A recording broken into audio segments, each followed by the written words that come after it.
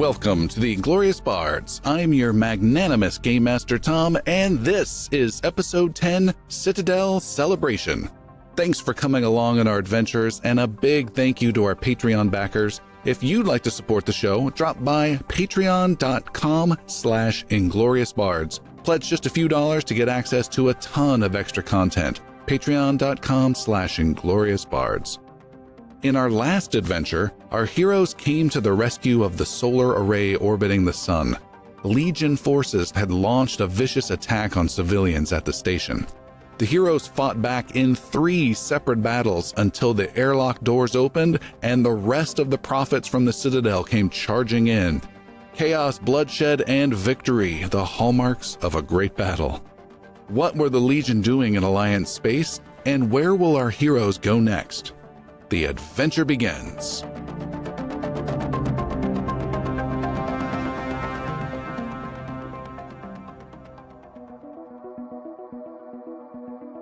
Old paintings hang from granite walls. Banners and flags won in battle by the prophets over the centuries hang over a long table. This is the Hall of the Prophets. It is a large open space within the Citadel, 200 feet long easily, huge vaulted ceilings. It's got this futuristic modern table with slick chairs, but this very medieval exterior to it. The blend of sci-fi and fantasy. Inside this hall are about 20 to 30 people. All of the prophets are here. All of the support personnel in the Citadel, the engineers, the admin, the quartermaster are all here. And it is a loud and fun celebration that is going on. Everyone is having a blast. There's music blaring. There's drinks out. There's food. It's a raucous, great time that everyone's having. Taking the lead is the prophet named Outen. He is an older prophet, gray hair, beard, big, square shoulder guy. And he stands up and he says, "So yeah, my grenade bounces off onto those Thrar's head, and not the one I meant, and then it lands, and then you," he points to another prophet, "you blasted it and triggered it. Bodies went flying everywhere." And there's big cheers, and everyone's cheering like crazy. Devin, what's your take on a party like this? Are you knee-deep in this? Are you reserved? More reserved. The celebration of death is not really Devin's thing, so... right. Such a downer. Pretty much, yeah. He's there, just kind of observing, kind of, cloak, like hood up sort of thing. All right. And I say everyone... Mouthful of cake. Yeah. Everyone but Augie is there. No. Augie's the only one not there. I'll be quiet. You guys are kind of grouped on one side of a table-ish area. Again, really enjoying things that you feel much more like you belong. You've heard these kind of events before, but you've never been part of one. And it makes you feel much more connected to the prophets. And again, they're having an absolute blast. And then the door opens and there's some more jokes, and then people kind of get quiet as Captain Valencia enters. Surprisingly, he was not involved in any of the celebration, and he walks in with his ubiquitous data pad that he's checking and not engaging many people. He does a quick little look, and he then just talks a little bit in his normal, quietish, sternish voice, and everyone just gets a little quiet. So we lost several citizens in that array. They were trapped in the cafeteria. We took some damage to the array. But overall, we reacted fast, we did our job, and everyone here came back home safely. That's a job well done. Circos police are interrogating the Legion captives. We'll see what they have to say. And Outen, I'll need to speak with you later. We need to figure out what's going on with that diplomat situation for your next mission.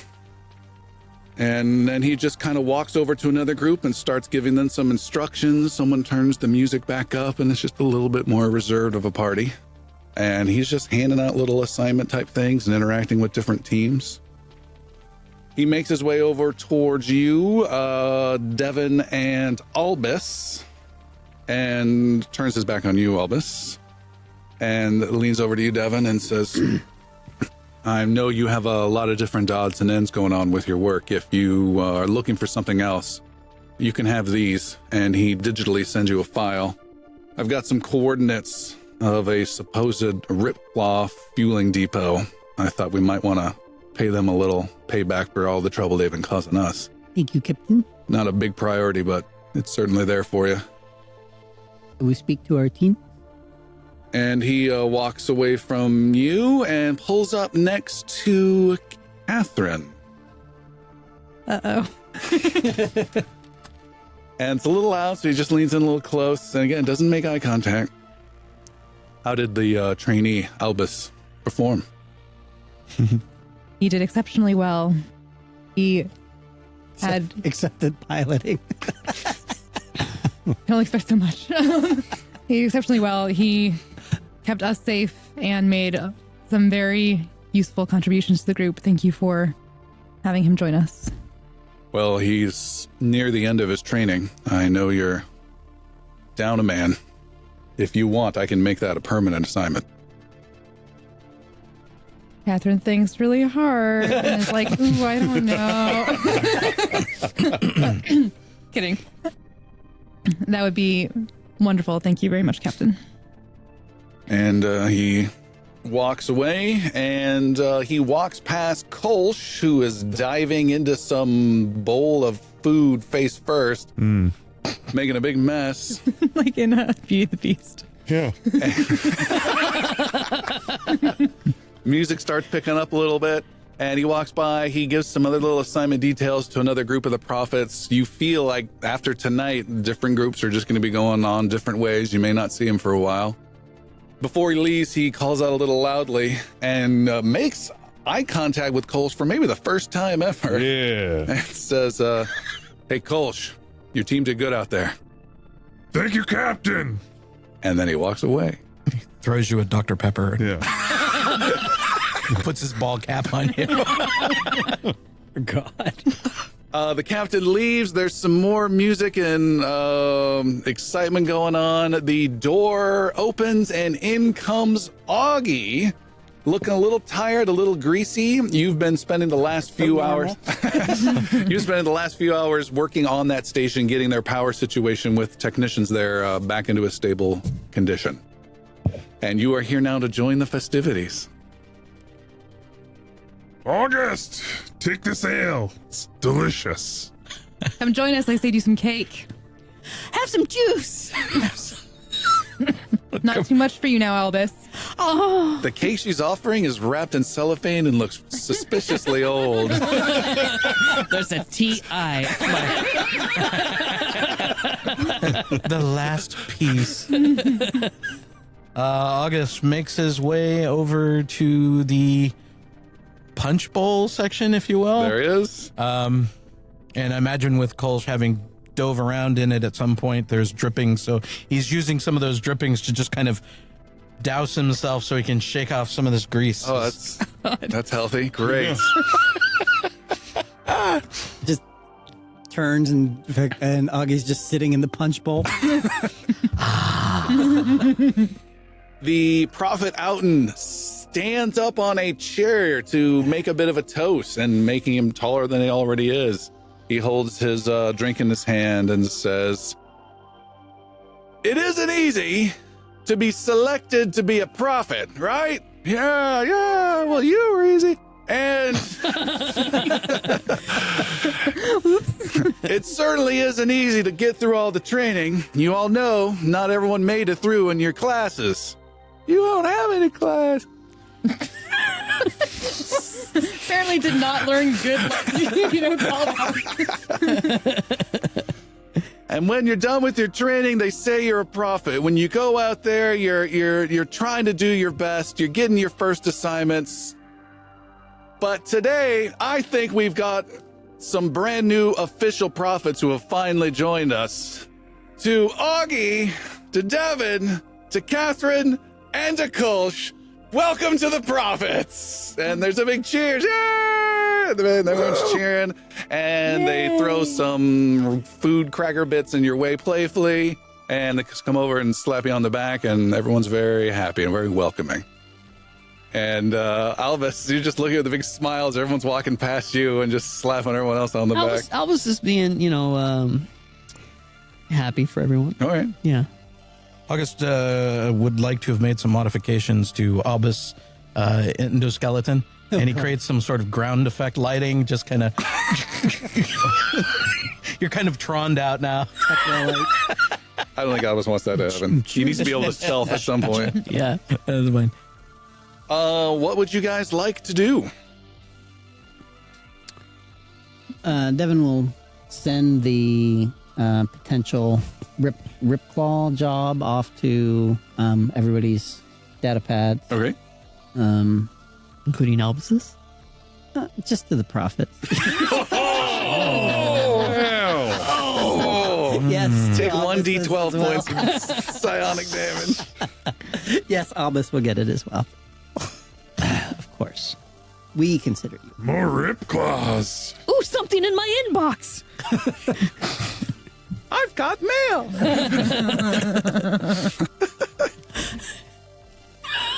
No, I don't want to improve my credit score. No, I don't want a bigger... No, he's probably going, yeah. Oh, okay. You've got to teach him about that. Make sure you improve things I have.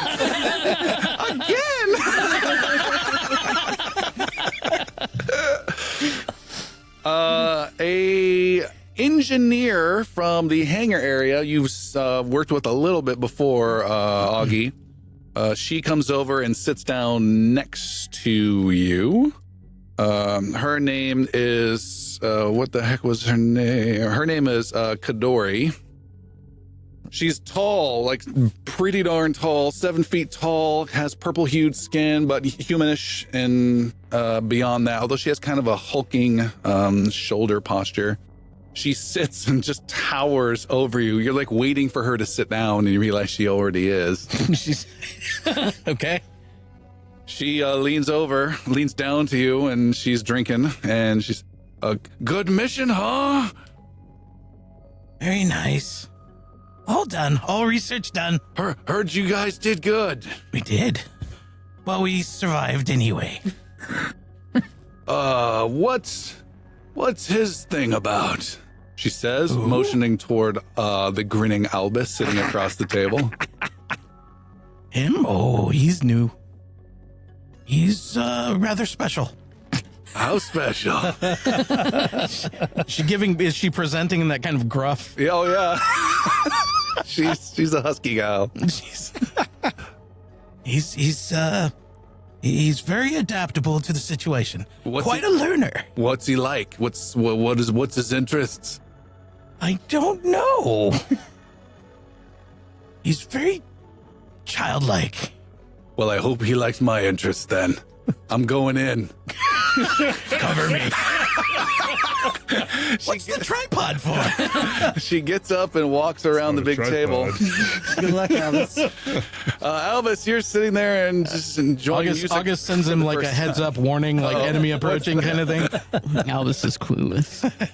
You sense a large presence has arrived, and someone has entered your zone, and Go defensive.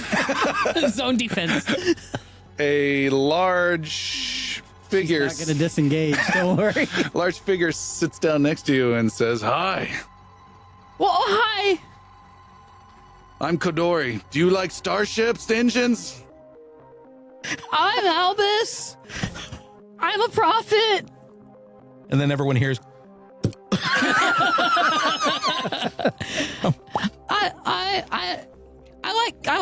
like to learn. I know you prophets. I've been with a few of you before, and you tend to come and go pretty quickly, so we don't have a lot of time. How about you come and have a drink with me somewhere private? I've got my juice right here. You want some? Yeah, let's get some of your juice. Let's go. Augie's giving thumbs up from across the room. Okay. Well, where are we going? She takes you roughly by the hand and pulls you roughly out of your seat, and you see To the stage. you see Albus is being taken away. That's by Snoo Snoo. To the VIP room. All right, no one intercedes, and Albus disappears. Kid August is practically filming. And romance is in the air. Drone joins you all. Albus is gone for the time being. We will not roleplay any scene there. I will keep track of his vital signs while he's away. Okay. And what else would you guys like to do other than Albus? Because what you like is no longer a factor. Is the party still like going stronger? Oh, yeah. Totally strong. Yeah. I feel like I've learned something. I don't know what. How to disappoint. Kolsha's gonna visit the punch bowl and get two big glasses. All right. And bring one over to Catherine. Thanks, bud.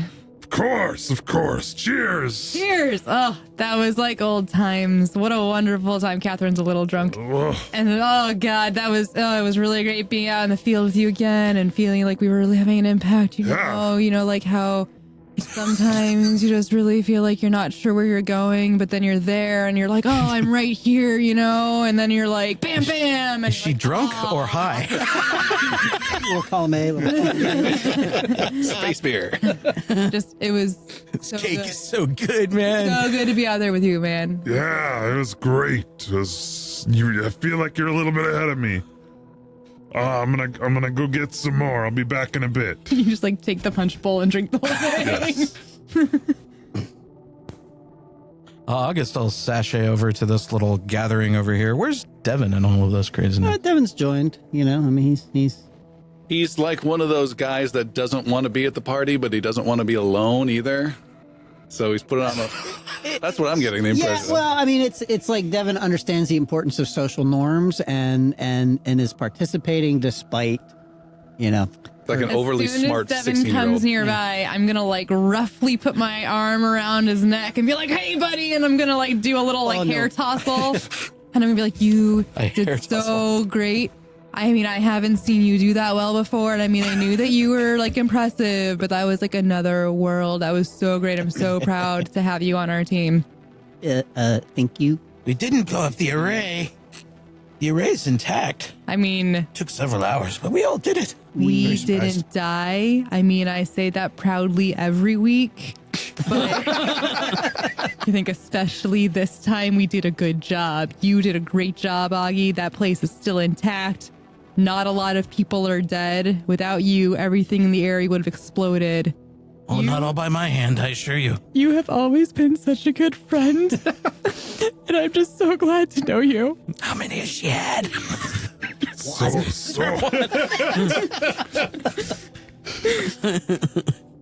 There. We're all fine now. And I pull out a churro from my pocket and I start eating it. It's old and minty and warm, but she's determined. Not a space churro. A sad space churro. Tim doesn't know about space churros. He wasn't there. You gotta listen to episode 8. 3 more weeks. In 3 weeks, you'll know what happened. Story of the space churro. Is Quartermaster Creve here? Oh yeah. Is he getting after it a little? Oh yeah. Yeah. Listening for guns again. Yep. I want to bring him a drink too. All right. You come on. You head over. Quartermaster. Agent Kolsch. How are you, sir? Oh, I'm living life. This is a good party. I'm It's a great wiggling with the party. music. Do you know the wiggle? I do. And Kolsch does some shoulder dancing. All right. Yeah. Make a performance roll. Damn it. I knew that was coming. And initiative will have effect on this. Hey, 19. That's the most amazing half-hearted dance I've ever seen. Dance with me. Show me some moves. He starts wiggling around and twirling slowly around you like some belly dancer, which is a dance of his race, apparently. And he's almost like the inflatable waving arm guy. Yeah, that's what I'm imagining. And he's twirling around. Some good dancing, sir. It's rare we all get together like this, let alone a victory. This is everybody then, right? This is all the prophets, everybody involved? Most everyone. I think there's one more team that wasn't here. This is great. This is awesome. It's good to me. I don't know hardly anybody here. It's good to see everyone. He starts naming every single person by name until you're like, okay. Yeah. He came 3 years ago, and with him came these other people. Oh God, the They boring have office survived. historian. So Creve, we did a good job today. Everybody did a good job today. Yeah. Do you think we're still like down on the B team? You think we're still downgraded? Our team? Oh, My team? as far as provisions are talking about, Well, just provisions and everything. that's completely up to the leadership, the captain and the commander above. But I'll Yeah. certainly put in a good word for you. Please do. Sounds like you did excellent out there. We all did. The whole team did great. Our new guy, he was something to behold. Devin really stepped it up. It was great. That's great. Hominy in the window, softly crying in the rain. I'm here. I'm no longer Well, there. think of us next time. We're gonna probably go out. I don't see us staying here too long, so maybe get our hands on some nice weapons or something. I'll see, but all I recall is a huge expenditure sent towards your team. Oh no, that ship is great. Yes. It's great, but flashbang, some actual grenades, Oh, some more of those the Swift hyper models. rounds. Oh, yeah, that's right. Yeah, that'd be great. Anyways, cheers and have a good damn night. and you too. And he keeps dancing. You're not sure what percentage of that conversation he will recall. He will make a die roll tomorrow morning. Cool. Catherine's just gonna go up to Auden and be like, "Man, that was like our first like big fight. That was so cool. How many of those have you been in? That felt like we were saving the universe. It was so great." Yeah, that was pretty crazy. Just charging right on in there, and you guys went in first, like an hour or two ahead of us. Totally stupid, but it worked out okay. Stupid is the prophet's motto. Well, man, I mean, we've got a long way to go to live up to what you've done, but it's awesome to know there's people out there who are doing a great job that we can live up to. We're only level 4s, so I mean, really, we're not that. No, he doesn't. Oh say God, you're like the oldest prophet here. This is terrible news. that. It's a lot of bloody turnover. Hazard pay is good. That's it. I'll just keep talking to anybody I can talk to. And All meet right. everybody. I saddle up to Devin.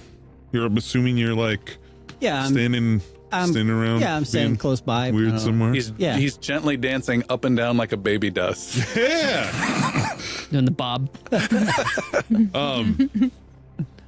Mr. Page, I left something on your bunk. I left something in your room. When you get a moment, I would appreciate you taking a look at it and seeing if you can figure out what it is. How good it might work for one of the team members. What is it that you left? It's a harness I took off of that shitbag Larry. Larry, yes. Yeah. Yes, I remember Larry. Yeah. So whenever, Okay, but I will take a look at it later. very good, sir. Whatever you guys want to do, Galaxy's yours. Are you gonna make Albus start making moaning noises? God, no. Oh God. Bring up the map. What do you want to see? Yeah, I mean, we're all pretty beat up. I feel like none of us are gonna last. Like I don't think any of us. Kolsch is definitely not gonna close the party down. He's gonna get real Yeah. drunk and Catherine find his falls bed. asleep, leaning on Kolsch's shoulder. Is, Oh, is there a who would be like in charge of like logistics or like maybe administration, something like that? In what way? You've got missions and assignments and stuff that comes from the captain. You've got supplies that come from the quartermaster, and you got administrative stuff and legal stuff that comes from Aliup. Probably Ali. All right. Is Ali up there? Oh yeah. So Devin will approach him. You go up to Aliup. Aliup is dancing on top of the table. Uh, Woo! Prophet prophets cut loose. Devin will kind of let him have his fun then. He has nothing fun to talk about. Okay. So maybe tomorrow All right. we'll have that conversation. August is officially, as the party begins to wind down, he is gathering streamers and other party favors to adorn his bedding. And where's your bedding? It's in the ship, probably in one of the, since there's no escape pod concept, I've probably taken out one of the environmental suits, the containment area, the locker, if you will, and kind of made my room. Your nest there. Yes. Which now has streamers and whatnot puffed outside of it, but there you go. Yeah, Devin will. Yeah, After Cole making sure kind of everybody's okay, like, you know. scoops Catherine up and gets her to bed, and So fluffy. yeah.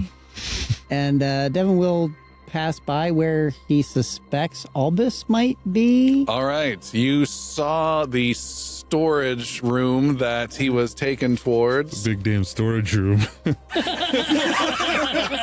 He just wants to make sure nobody's being taken advantage of, sort of thing. Outside, as you lean against the door, you can hear a noise. Okay. I'm a prophet. Devin I'm a moves on. prophet.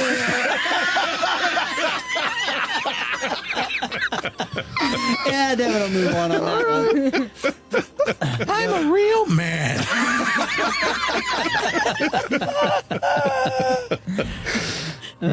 It is the next day.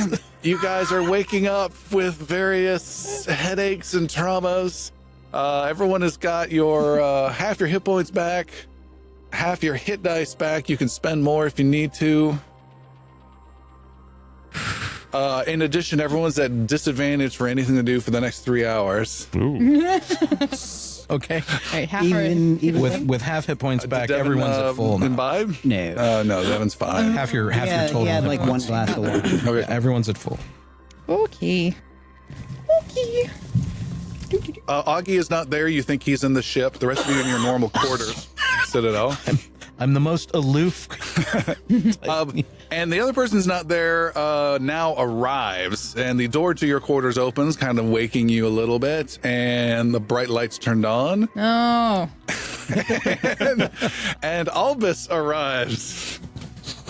Hey, dudes. Hey, I'm a prophet now. Good to see you, Albis. Yeah, it's good to be here. I take it last night went well. Went damn well. He's got his collar popped. The purple skinned lady walks by. Hi, everyone.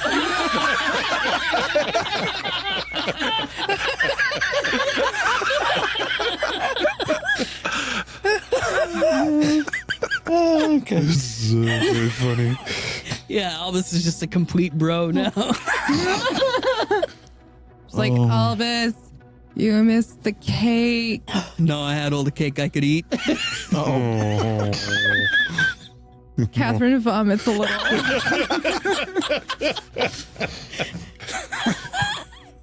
We got some rib claws.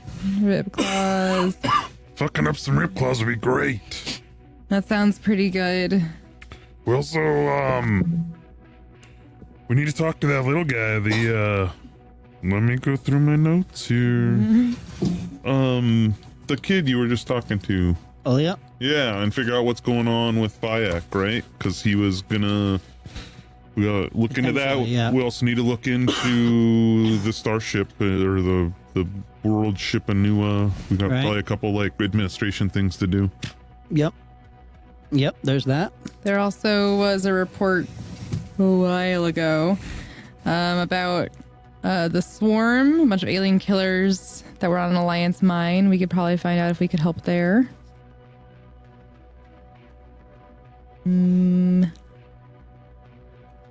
But Ripclaws feel more in a wheelhouse because we did such an excellent job last time against them. We don't have the party barge anymore, though. So, who are these Ripclaws? Is this really what you're doing?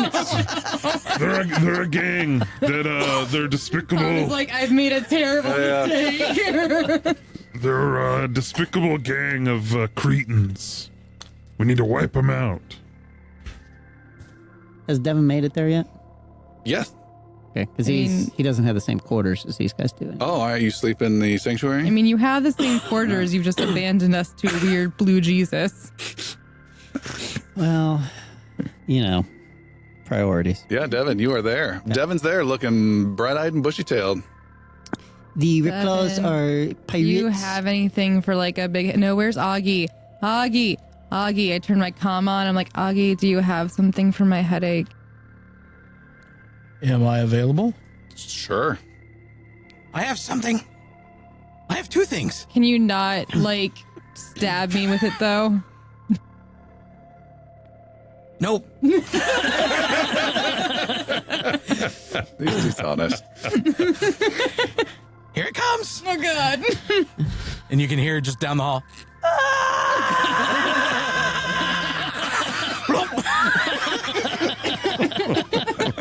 50-50.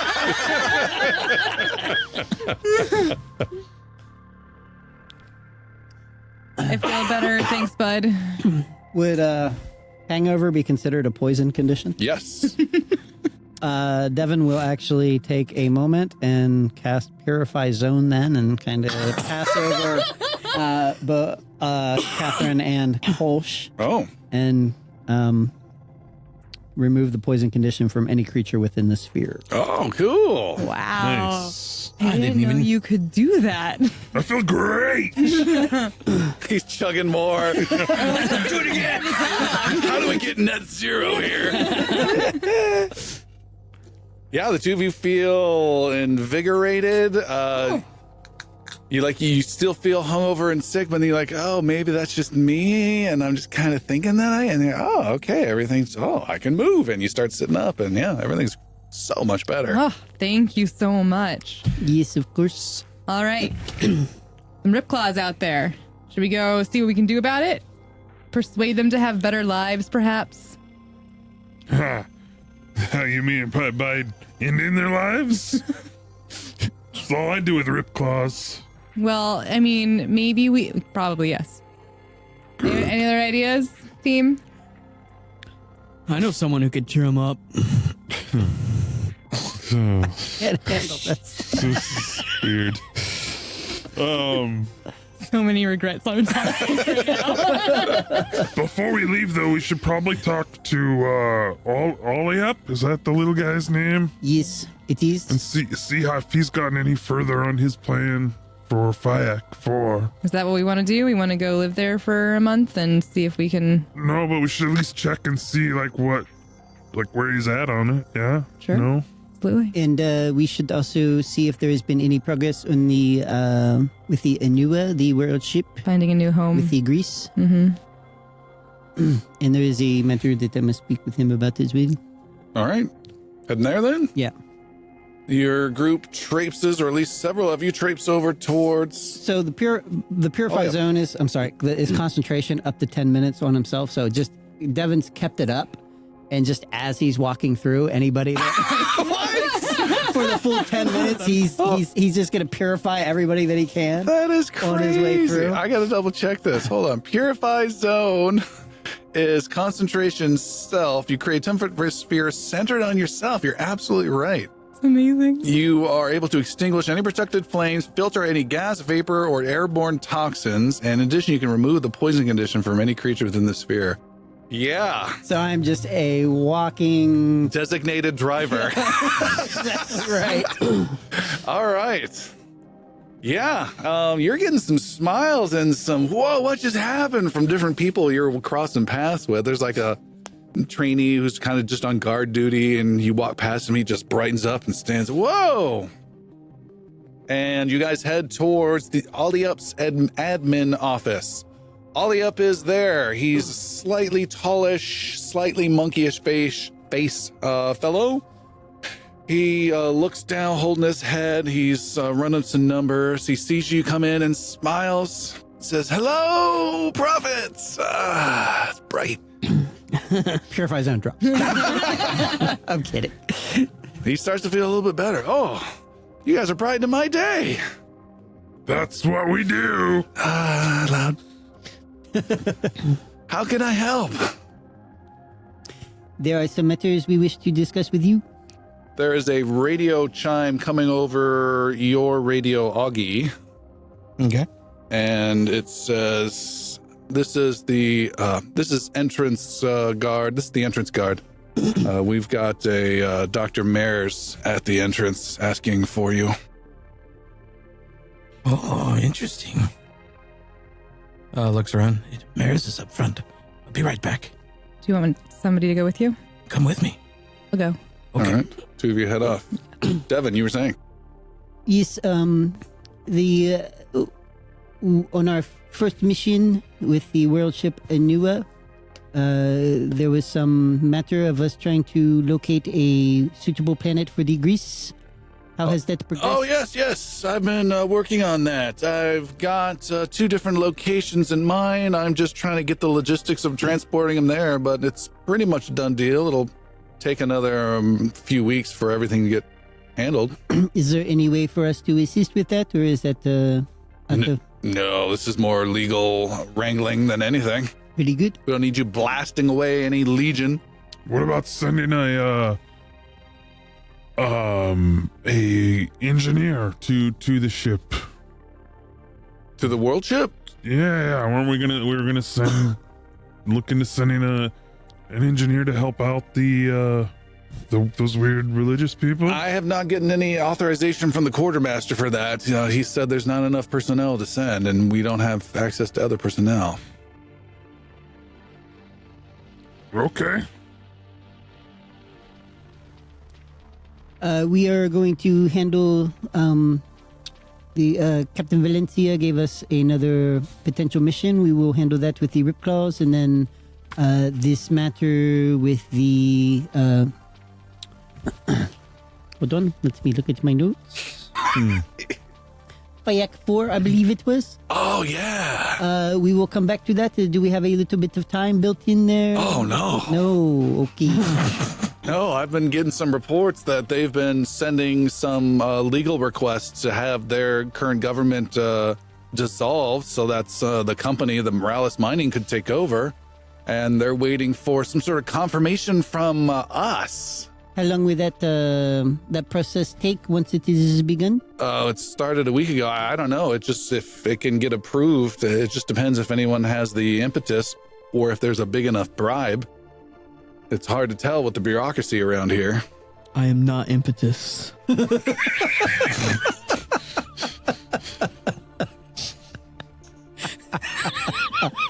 Oh no.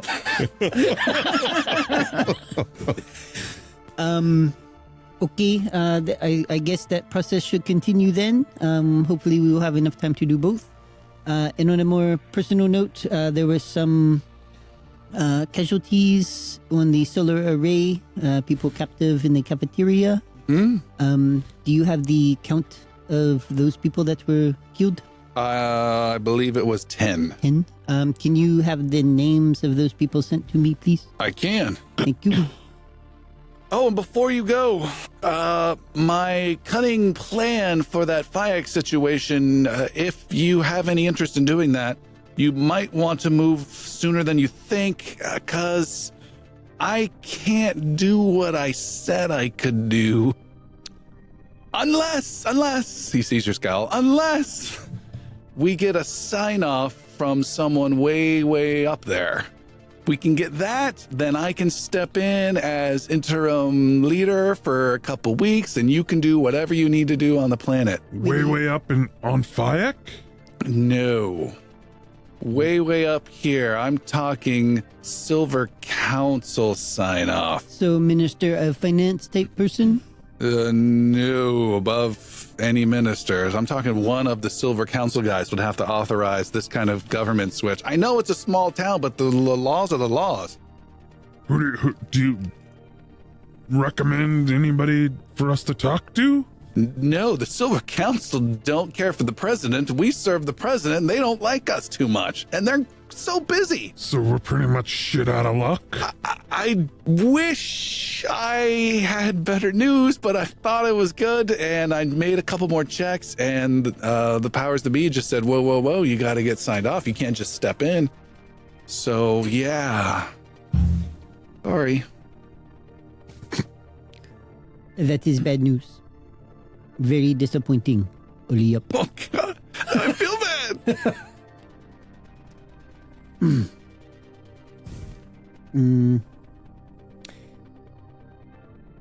Yeah, I don't know what to do about that one. All right. I mean, there's not much. Yeah.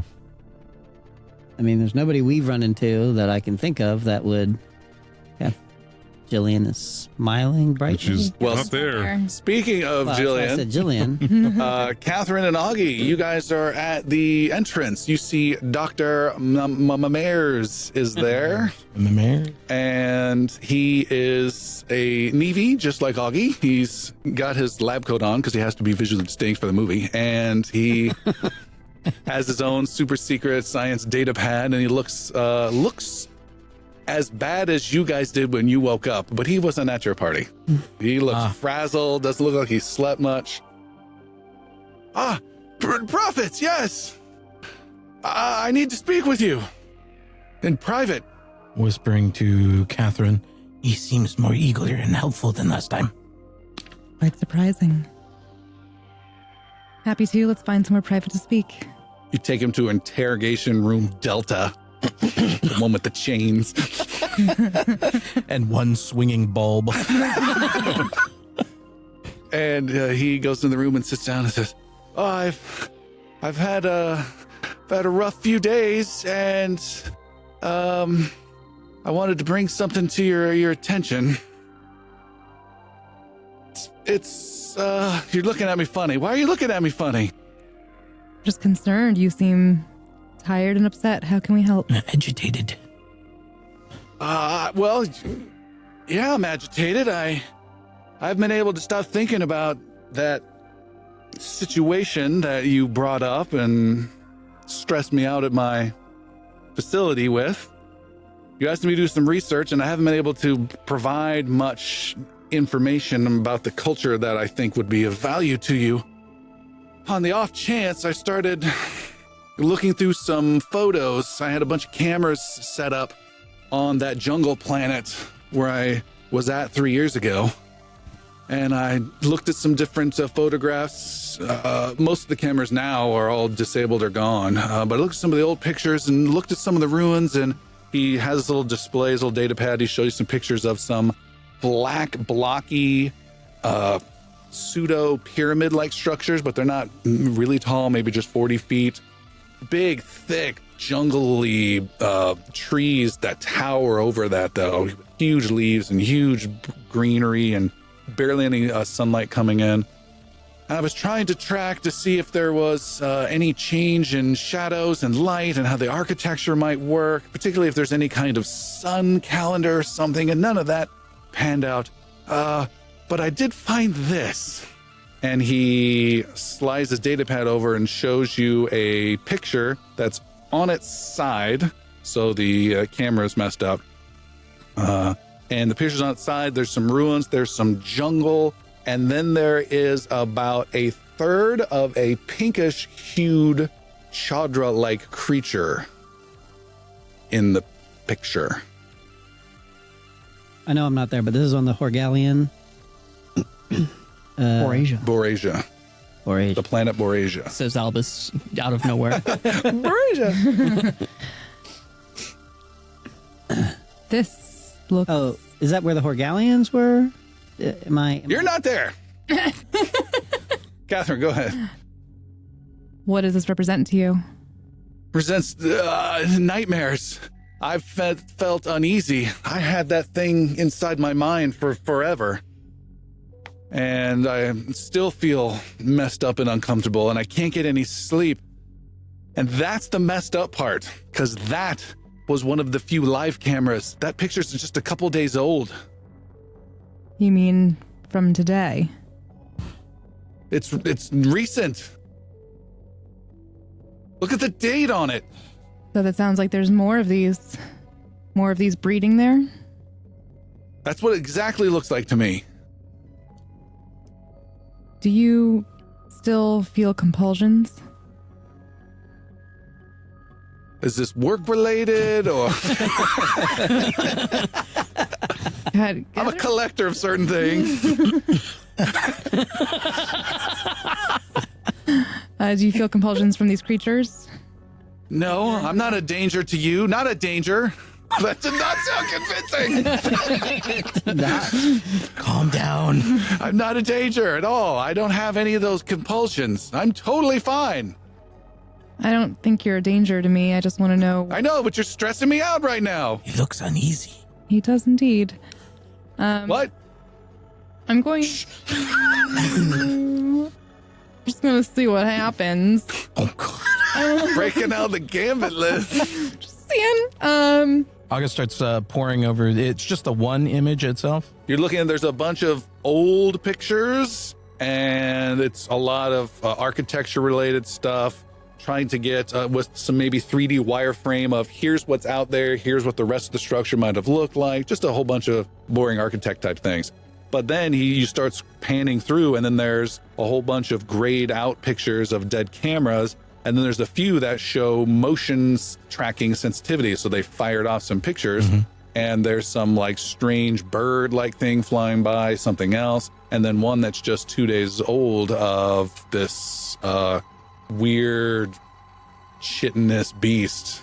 And in color. Augie's recollection of the former Chadra to this Chadra-like creature, is it smaller, bigger? Same size, different color. Just same size, different color. Yeah. Okay. I'm going to say, look at him and say, I know this is very stressful, but I think you need to calm down and attempt to pacify him. You're going to pacify It him. only lasts for a minute, but he can take a charisma throw if he wants to, and have suppressed emotions for 1 minute. All right. He will not resist that. Okay. Yeah, okay.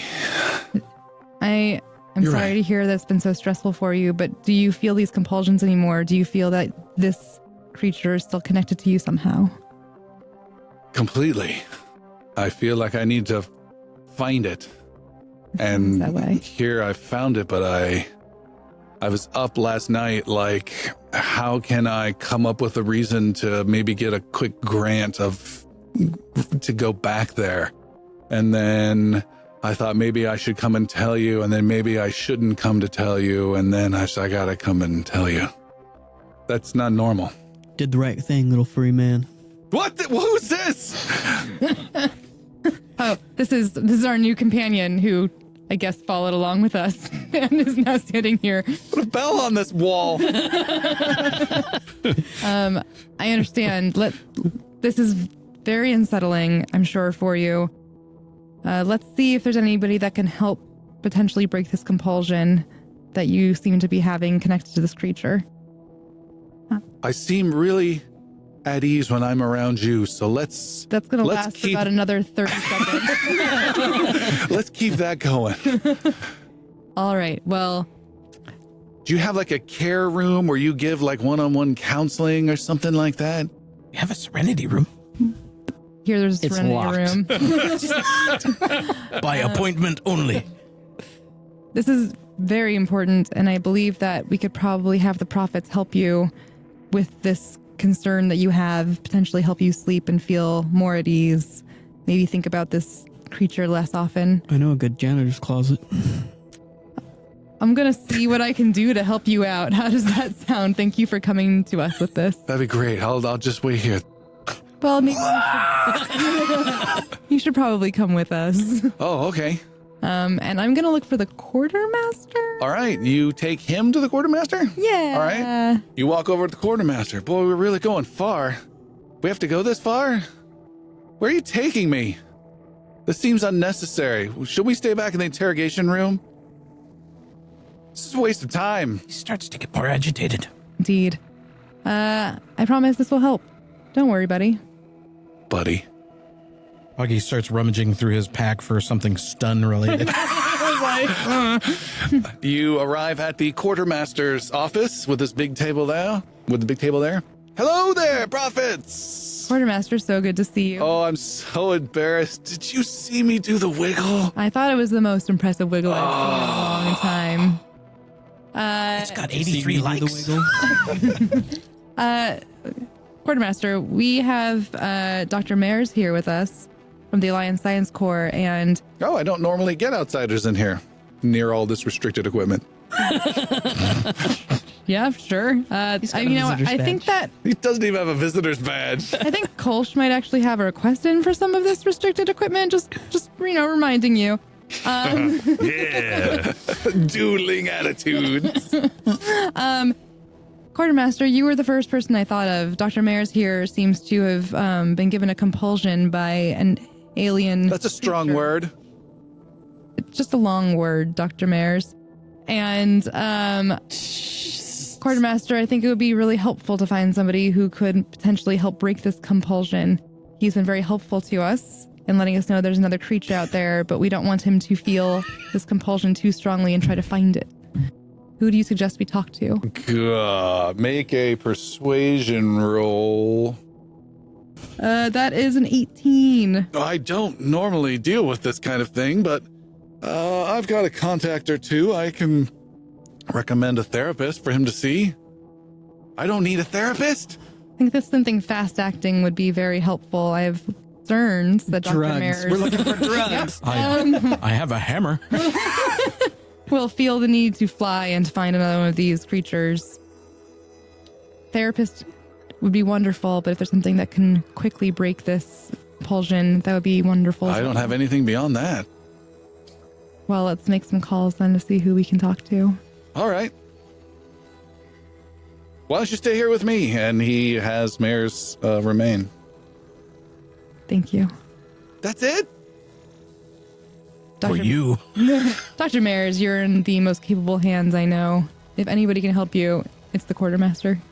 Make another persuasion roll. Oh.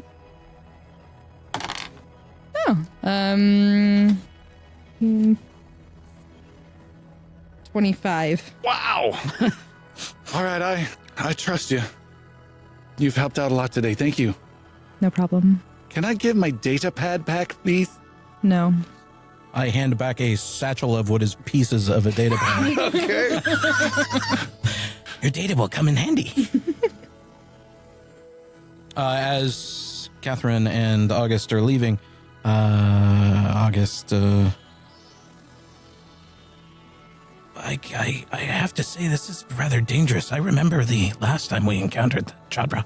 I'm also very concerned, and it's interesting to note that they are multiplying, or potentially the same one has revived somehow somewhere else. I don't know how science works. It's a very grave threat. Indeed. I can't have creatures running around taming and charming my kind. We're very smart. We're part of the science industry, you know. Very Engineers, mathematicians. have equal concerns, Augie. Great minds behind every outfit out here. Are you also looking for a Too much pacification? control. What's happening right now? I feel fine. It's the data pad of doom. I'm also very worried. I think it's something that we should look into, but I think going to that planet is a hazard. It might be that we try to tell people not to in the meantime. We're chasing ripclaws and repairing arrays. I'm only concerned for myself. I remember having that thing in my mind. Having Kolsch be under its sway was very scary. You see what Kolsch can do. I know. Well, let's see if we can also put maybe a ban on the planet for now. Nuke the site from orbit. Also an option. It is the only way to be sure. And the 3 planets closest. Just in case. Tell Captain Valencia our concerns. Okay.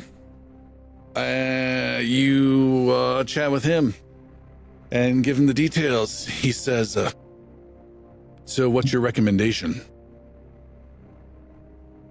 It's something we would like to look further into, but we have some other matters to look into now. We'd like to recommend that that planet be banned for now. Any way that somebody can be keeping an eye on it and making sure that no ships go, that would be ideal. We don't know if this creature has created compulsion in other people as well. Well, we can't shut down the entire planet, but we can put a level 1 restriction for any criminals coming or going. Will not be allowed travel in or out of the planet without approval. Still too dangerous, in my opinion. So dangerous. Augie, in your opinion, would it be best to Bomb it. I don't think Captain Valencia will let us bomb the planet. But we could prioritize this over our other potential duties. Oh, we'd have to talk to the others. Sure. Captain Valencia, we're going to talk to the rest of the team. Of course, your input is what is most important, but this is a grave threat. Sounds like certainly an issue. What's also going on with Rallis mining? I've been waiting for your response, and it sounds like they are as well.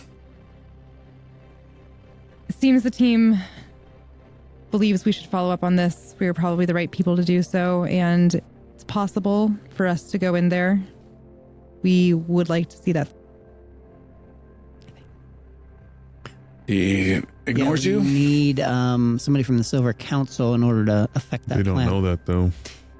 All right, you guys leave his office. You guys run into each other somewhere.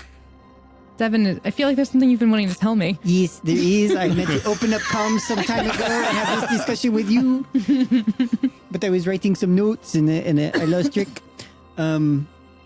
Apparently, our friend Oliup is not quite able to fulfill the plan he spoke of. We would need approval from somebody on the Silver Council in order to make that happen. Very distressing. Hoping we wouldn't have to use any of our own contacts, but I do know somebody who may be able to give us some insight on how to make that happen. It is most impressive, Catherine. Very impressive. Devin gives sort of a searching look, like... Yep. Just, need to know basis there, Devin. I know an aide of... I see. I know an aide for one of the members of the Silver Council. He and I have kept in contact, and without giving too much away, we do let each other know when something might happen that affects the other. He may know if the vote will be up soon, and if there's anybody or anything in particular we can do to sway it in our direction. I am happy to give him a call. It seems to be the only avenue we have to perhaps affect that plan. Albis, Yo, do you know anybody? on the Silver Council? Yep. No.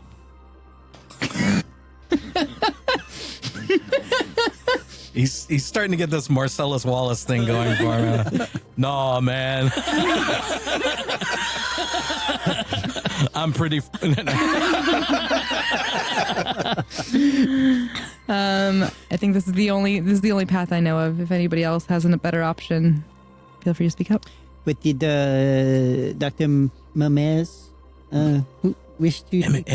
M-A-R. There's like 5 apostrophes in how you pronounce it. My heirs. He was very agitated, but he talked about... I'm not agitated! You hear from far away. He's found evidence of another one of the children-like creatures. What? I know. I'm not happy about it either. where is this creature? On that planet that he had mentioned before about doing research on. But it was pink, so we can't tell if it's new, old. Maybe they come in many colors and flavors. What do we know? What do we know about that planet? How many are? I mean, I know it's a jungle planet, but how many civilians? How many? What's the population? Are there a lot of people in trouble? Kolsch, not all of us actually think things through like you do. I'm feeling a little called out right now. I do not believe that there's many cultivated civilizations. What is on that planet, though? The Horgalian ruins, if I am not mistaken, a race of mystics that quadrupedic telepaths, a little bit smaller than you are. They spoke of a new awakening, a great celebration. Are they still there? No, that is what Mamers was studying, was the ruins of those peoples. I hope I have my notes correct, because I could be just something. There's going to be some very unhappy civilians. It sounded from the way that that Captain Valencia spoke that there were perhaps other people there. When I asked for us to cordon off the planet, he said it wasn't possible. So it implied that perhaps there were people living there, but we could certainly learn more. Yes, at least We the should go area take that care of he it, was right? speaking of is fairly remote, I believe, due to the ruins and the former peoples. But I admittedly do not know everything about the planet. Well, there's a way for us to find out more. If only there was a technology that we had that could We don't know a lot give about us the access planet, to things. but we know a lot about that sort of creature. We have to take care of this. So I'm happy to do so. I think it's very important. Do we think it's more important than what Rallis has in mind, which seems to be potentially the creation of a large war? I think whatever we do, the thing we don't do is going to cause us lots of problems. It does seem how things go for us. The truth of the source is revealed.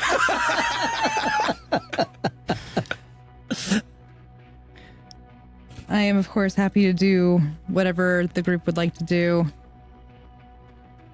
If that is the case, then we'll have to tell Captain Valencia what we believe, and he may or may not agree with our plan. What would the group like? Do we think that we should take care of this Chadra? There might be more. No idea. Well, if we go through with the Rawless mining, we're gonna be on that planet for a while. Absolutely. Long time. But if there's many of these Chadra creatures down there breeding, No, we are I not don't like prepared. that. We're not prepared, but at least we would know that. As they take over our brains and have us do their bidding. I have some tinfoil hats I can give you that should help. You know, I do feel better from the earlier thing you did, so I'm starting to believe you. That is probably foolish. What do we think is the bigger threat? Oh, absolutely, the Chadra. I I agree. You guys didn't see what I saw. If there's even if it's minimal people, if he can take them over, he can make them. Those creatures can make them get off planet. I do have to say that I saw the damage that was done to Devon by Epo after a very small interaction with that blue glow. And if Rallis is creating that, then my concern is they're considering wars for planets against planets. That for me feels like a very large threat with somebody who has a lot of resources and capabilities. Chadra is unfortunately stuck where it is for now. It could be gone by the time we're finished with Rallis, but I know that Rallis has very clear intentions. If you think that's more important, Kat, I will follow your lead. Albis, what is your opinion on these things?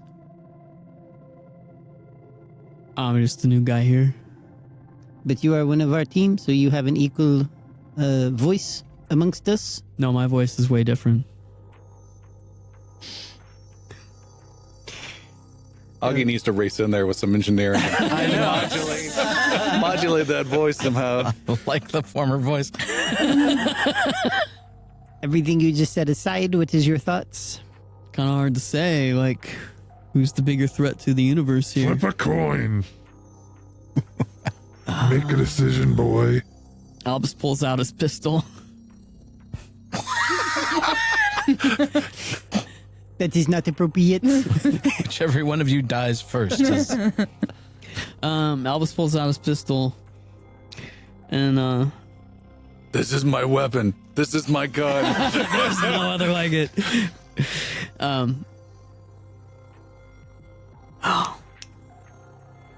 Getting everyone's names. I'm new. Kolsch, Catherine, August, Devin. He's still confused. Augie, you stand here. What is going on? There are some alarmed-looking faces staring at Catherine, you you. stand here. There's some hands-on weapons kind of situation going on. Doing a standoff in the middle of the. Don't make me tell the captain something bad happened. No, it's all cool. You just stand there. Eeny, meeny, miny, mo. My mother told I didn't have a mother. All right, Augie, I didn't have a. we're gonna go get these charter guys. Devin. I do not know what to make of what just happened. I am definitely of two minds. While the Boresia planet does very much interest me, I fear that there's more a personal thing due to the mystics and the nature of that the ruins. But we definitely need to address Rally's mining, and that seems to be of critical timing, and very limited ability for us to delay. Perhaps if you speak to your contact and see what can happen, and then maybe we will have some more information and know what our time frames are and what we are able to and not to do. It's possible that I can do nothing and that will make our decision for us. That is true. All right. I will. So I will hedge. Perfect. I don't know. I feel it was like better than what Albus did. Right. Whatever that Albus was. just shrugs. August dashes away to prepare the ship for our disembarkation. All right. So I send a text or an email to Abid Flores, Your contact? my contact, and just say, hey, I'd like to shoot a chat. Should we go to the usual bar? You get a response back not too long after that that says, pretty busy, but I can meet you at my office at 11 o'clock. Perfect. See you then. Are you going alone, Catherine? I think that's, he doesn't like this relationship to be public, and neither do I. Understandable. If you wanted to wait nearby, I'd appreciate it. Very well. Devin will accompany. So, yeah, Yeah. Kolsch goes as well. All right. Devin and Kolsch are accompanying Catherine. Catherine, you're heading off to not too far away to what is called the Silver Council, or the Silver Council lawn is another way to describe it. It is a huge grassy park-like area that's beautiful. It's completely walled off with sci-fi electronic fence and highly protected, and the middle of this grass far away from any roads. And this is not too far away from the downtown part of the city of Syracuse. In the middle of this is the pinnacle of the government buildings. So the Nova Alliance, of which you are a part of, is run by the president, but is primarily controlled, and laws are set up by the Silver Council. These are a group of cartel corporation type leaders that they send their representatives, and they decide a lot of the laws. They want things that are done that aren't necessarily always in the Alliance's best interest, more in their best interest at times. The president has the responsibility to enforce these laws, and he uses the Navy and the police and the prophets to do so. And sometimes maybe not enforcing things the Silver Council wants that the president thinks is not helpful to people. So there's a bit of a friction between these two branches of government, if you will. So there's a bit of friction between the prophets a bit, because you're known to serve the president, and the Silver Council. It is 9 people, 8 men, 1 woman, that are representatives of these cartels. and you approach. You are prophets. You have authority in certain locations, and as we found out, no authority in others. And you have to be careful where it's a Swiss cheese of where does your jurisdiction lie.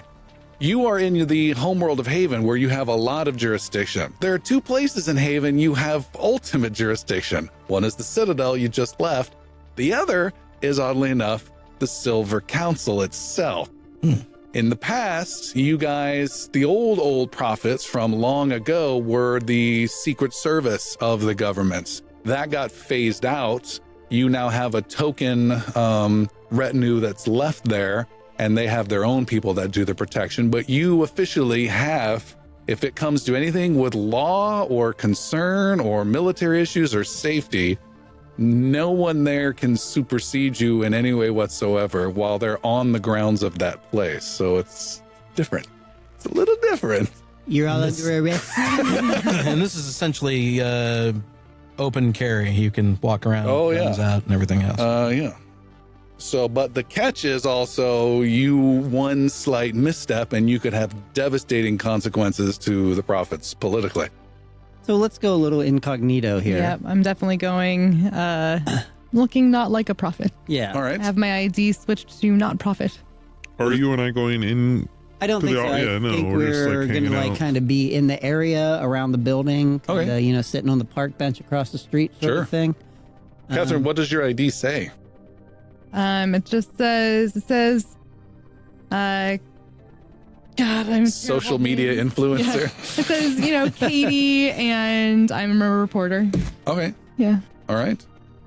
You come striding up to a gatehouse, which has these cool, clear, translucent wall type things. You can see some blurry form of a guard on the other side. The guard presses a button and that force field becomes much more clear and you can see and talk through it.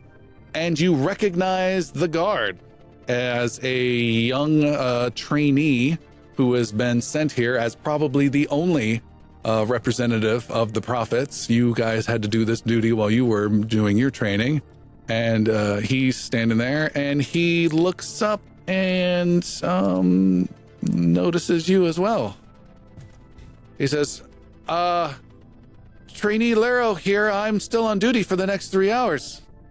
So great to see you. I'm Katie. You may remember me from the Circo Sentinel, the magazine, and sometimes newsletter.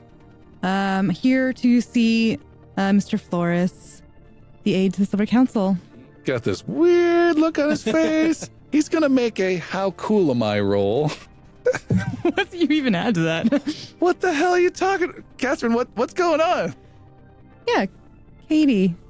From the Circo Sentinel. Oh, you're doing a disguise. Right. 6 other people around him. Hey. He says, yeah. Let me see your ID. I mean, I'm wearing my glasses. I don't know why he recognizes me. He takes a look at your ID, but doesn't even look at it. You're still wearing your party badge. Hello, my name is. He just touches your ID, but doesn't scan or anything. And says, yeah, come right on in. Passes the force field so it fades. You can step on in. And he just watches you go in with a weird look. Like, am I going to get in trouble in the next 30 minutes? You walk across this long lawn and enter in the Silver Council chambers itself.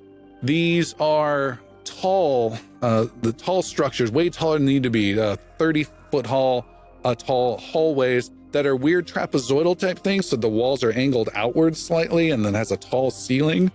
And the doors are slanted at 15 degrees or so.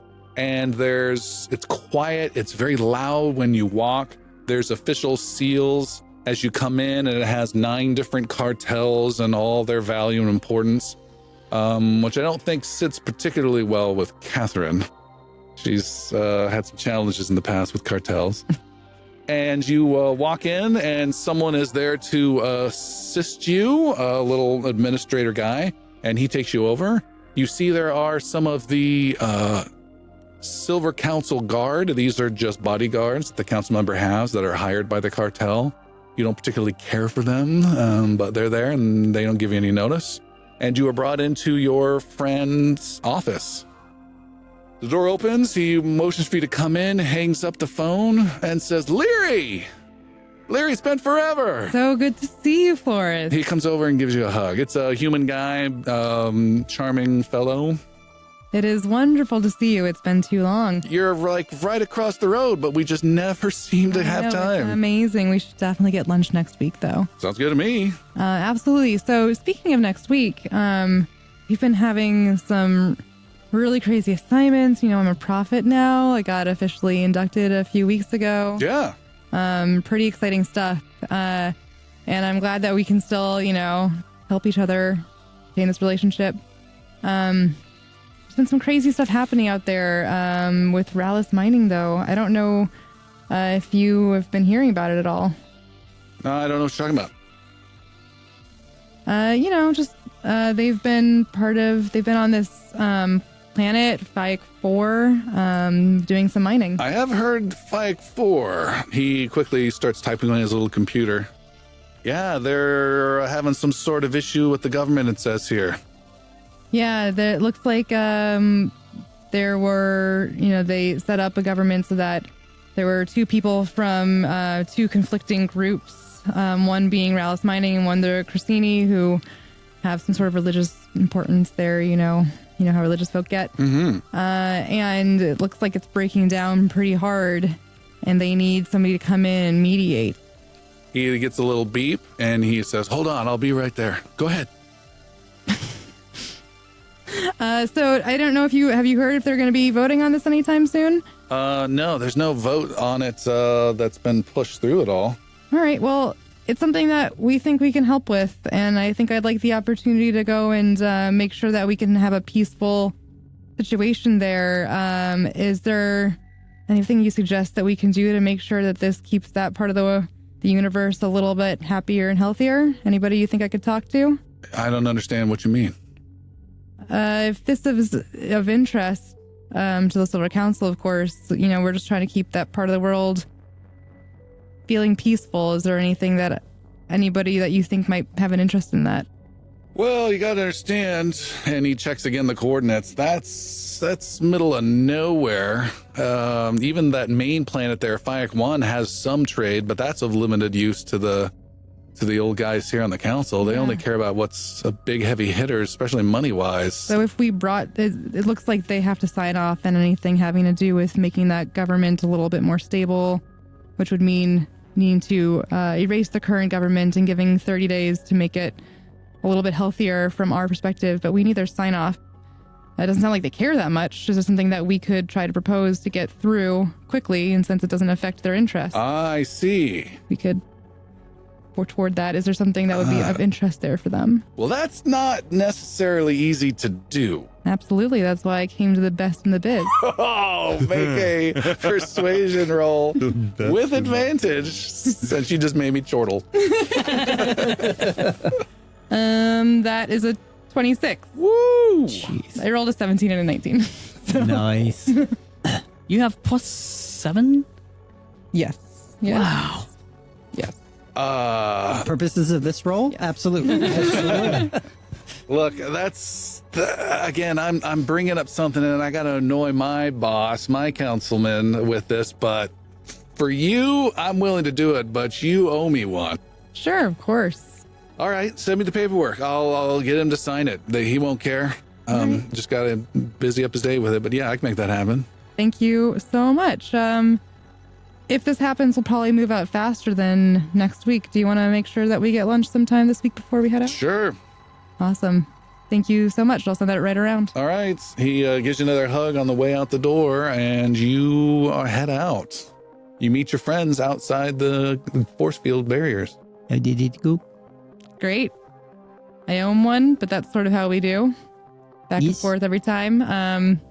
He says that if we send along some paperwork, he can get the Silver Council to sign. It doesn't sound like they have a lot of interest either way. So who knows if that's right? They might have a lot of interest, but we get our way regardless. You are full of surprises, Catherine. That is good to hear. This is really my one surprise. That's not true. You have lots of surprises. You Come up guys, with cake out of nowhere. you guys head back to the Citadel. What would the rest of you guys like to do? I mean, I say we go talk to Oli up and get that proceeding started, and then see how long it'll take. Okay. Yeah. Oleap gets the paperwork sent out to your guy, and they're just waiting on a response. All right. Well, if we're not the ones to go deal with this problem, then we have to let Captain Valencia know. Sounds like we're back to the conversation we were having like 4 hours ago. Well, it seems like if this is going to proceed quickly, that is the natural choice for us to make. Because we must address this, and if this court proceeding does not take long, and there's not a lot of red tape to break through, then we have to head that way. We will be there for a month. It might be that even though we know the players, perhaps we're not the right people to go. We already have one X against us. Yes. Well, perhaps we speak to Valencia and see what their thought is. I have a feeling he'll tell us that we should do what we think is best. Yes, me too. But I don't know that there is anybody else that they could send to take care of this. It seems like we are the only candidates. Ollie up seemed a little eager. I think he'll be eager to govern while we figure out the rest of the problem. Kolshanagi, I know you're very concerned about Chandra, and I don't want that to go unnoticed. If this is what you believe is firmly the most important thing, then we should talk to Captain Valencia and see if he can spare others for this Rallis work. You hear August chime in over the comms, and all you hear is banging and stupid Chandra, tung, tung, tung, and then fine. Take it easy on her there, Augie. Tung, tung, tung. When do we leave? Like I said, I support whatever play you want to make. I trust you. Devin shrugs. God, Catherine shrugs too. I don't fucking know. Yeah, I mean, I really want to chase after this Borasia thing, but You also want to chase after Creepy Lady. That's true. I definitely want to do that. She has done nothing to you. She was sort of spooky. It's like Lethal Weapon 2 when Mad Max himself goes walking into the embassy room and he just makes eye contact with the evil henchman. He's just like, yeah. And he does it again in Lethal Weapon 4 with what's his name, the Asian kung fu guy. Oh, I know what this guy, and just this instant hatred. That was the exact same thing with you and that psionic lady. Oh yeah. Well, I mean, I know that she's like her and I just gonna have to have it out at some point in It'll be a time. tickle slap fight. I'm coming back as Uncle Benny then if the opportunity presents itself. All right. I think Speaking to Oli up. Yes. How long will this whole proceeding take once we get the paperwork back from the Silver Council? I think it would take months, honestly, but the guy just sent a response back, said, yeah, I'll get on it and get back to you today. So which one is it, today or months? It sounds like he's getting to it today. I don't know this guy. And if that happens today, then the proceedings, like it's immediate? I have to go find actual paper to print this on for it to be official for some reason. Printer hasn't been. We have to reinvent a dot matrix printer. then it's going to get jammed for like 30 hours. But once we have that in my hand, all we have to do then is serve that at the planet. Let me ask this. Is there any way to delay that for a short while? Like 2 weeks, 3 weeks, to say that there's some hang up with the paperwork and that we will be there? Do not give me that look. Do not like the look you were giving me. I just asked the guy on your behalf to hurry and rush this through, and Catherine said she had a cut, and I'm going to tell him yank him back the other way? No, not that guy. The actual on Fayek. You know, explain to them that the paperwork is in process. Whatever, I don't care. Come up with something that sounds good. They're not aware of anything we're doing. Right, but they have put in requests. Of their own. Right, and then respond to that request. Are we talking about the same thing? What is happening? I think that they don't If you step in- realize what we're doing, and that if they do, that they'll try to stop whatever we're doing. That is true. Augie, there is a buzz at the ship's Have a good hatch. I activate all weapons.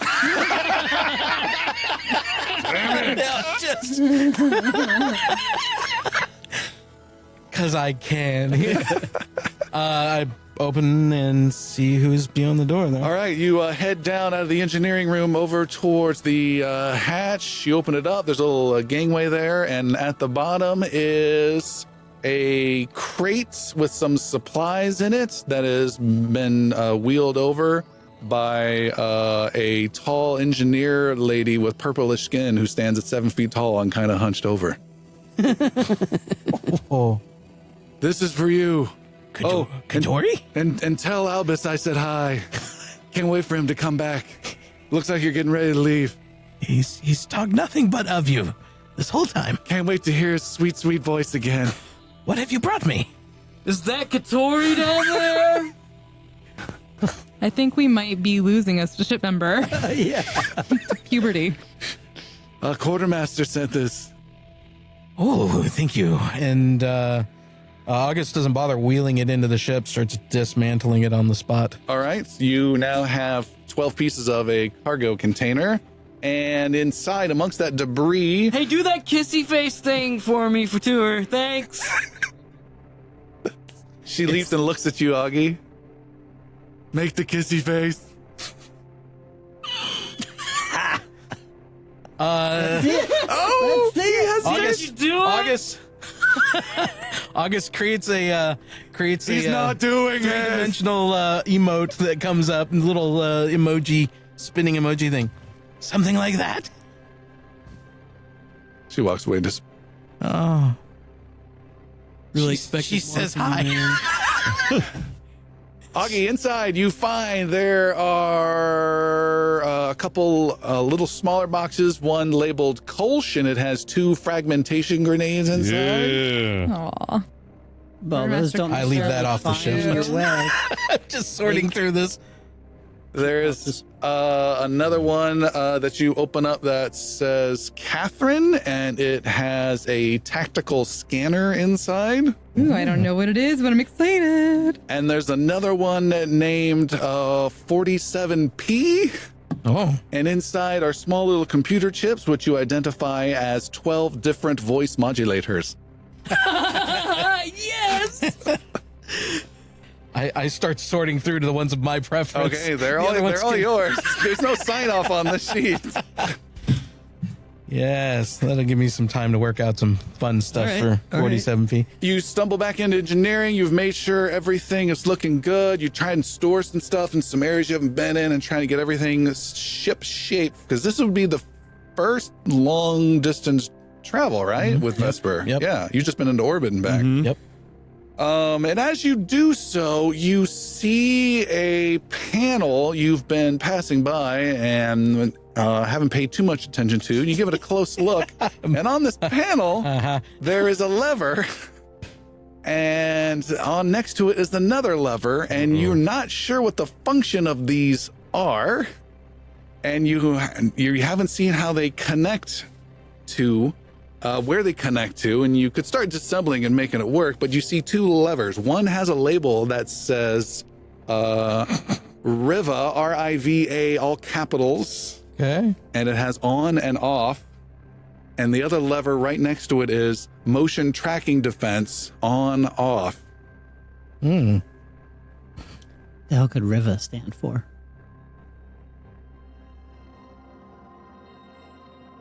So noted. All right, what would you guys like to do? I like that you're basically like, don't press this button, Augie. Yeah. You've given me more buttons to press. That's... is there a way for me to examine the circuitry of said items? What items? Specifically these 2 new levers that I found. Find out what they actually do. Yeah, make an engineering roll. I mean, is there an owner's guide to this thing? No. I don't need an owner's guide. Prophets confiscated it from. 7. 7. You can't tell, and you have a fear you would start disassembling critical things that would prevent flight. It's a load-bearing metal tin. There's a drift globe floating around in the hallway. All right. I deem it best to leave it alone for now. You guys want to do? Well, I guess we need to get the paperwork filed and get Ollie up on board. And He's just waiting, so you guys want to just fast forward through time? You got something else you want to do? anybody What are we doing? What coordinates am I putting in here, guys? I don't think we're quite ready yet. Yeah, I mean, I think Okay. fast forward, get ready to go. Assume I had lunch with what's his name? Yeah, Best friend? he was not available. Oh, rude. Busy all day. Later of the week would work better for him. And a couple hours go by, and Ollie Up comes running up like Bilbo at the end of the first act of The Hobbit, with a long piece of paper in his hand, running. I'm going on an adventure. I've got the paper. Look what I've got. I've got it. Ding, ding. Trying to ring the doorbell to get in. Hey, I've got it. Yeah, what's that motion sensor thing again? I haven't quite figured them out yet. These new features. There needs to be an owner's manual. Oh, yeah, hold on. Press buttons until the door opens. All right. He comes in. Hello. Hey, I've got the paperwork. We just need to get a timetable of when you guys want to head out and kind of arrange what we're going to do. How that's going to... Hello? It feels like engines are going. August would let him in. He's in, and he's walking around and bumbling his way into the bridge.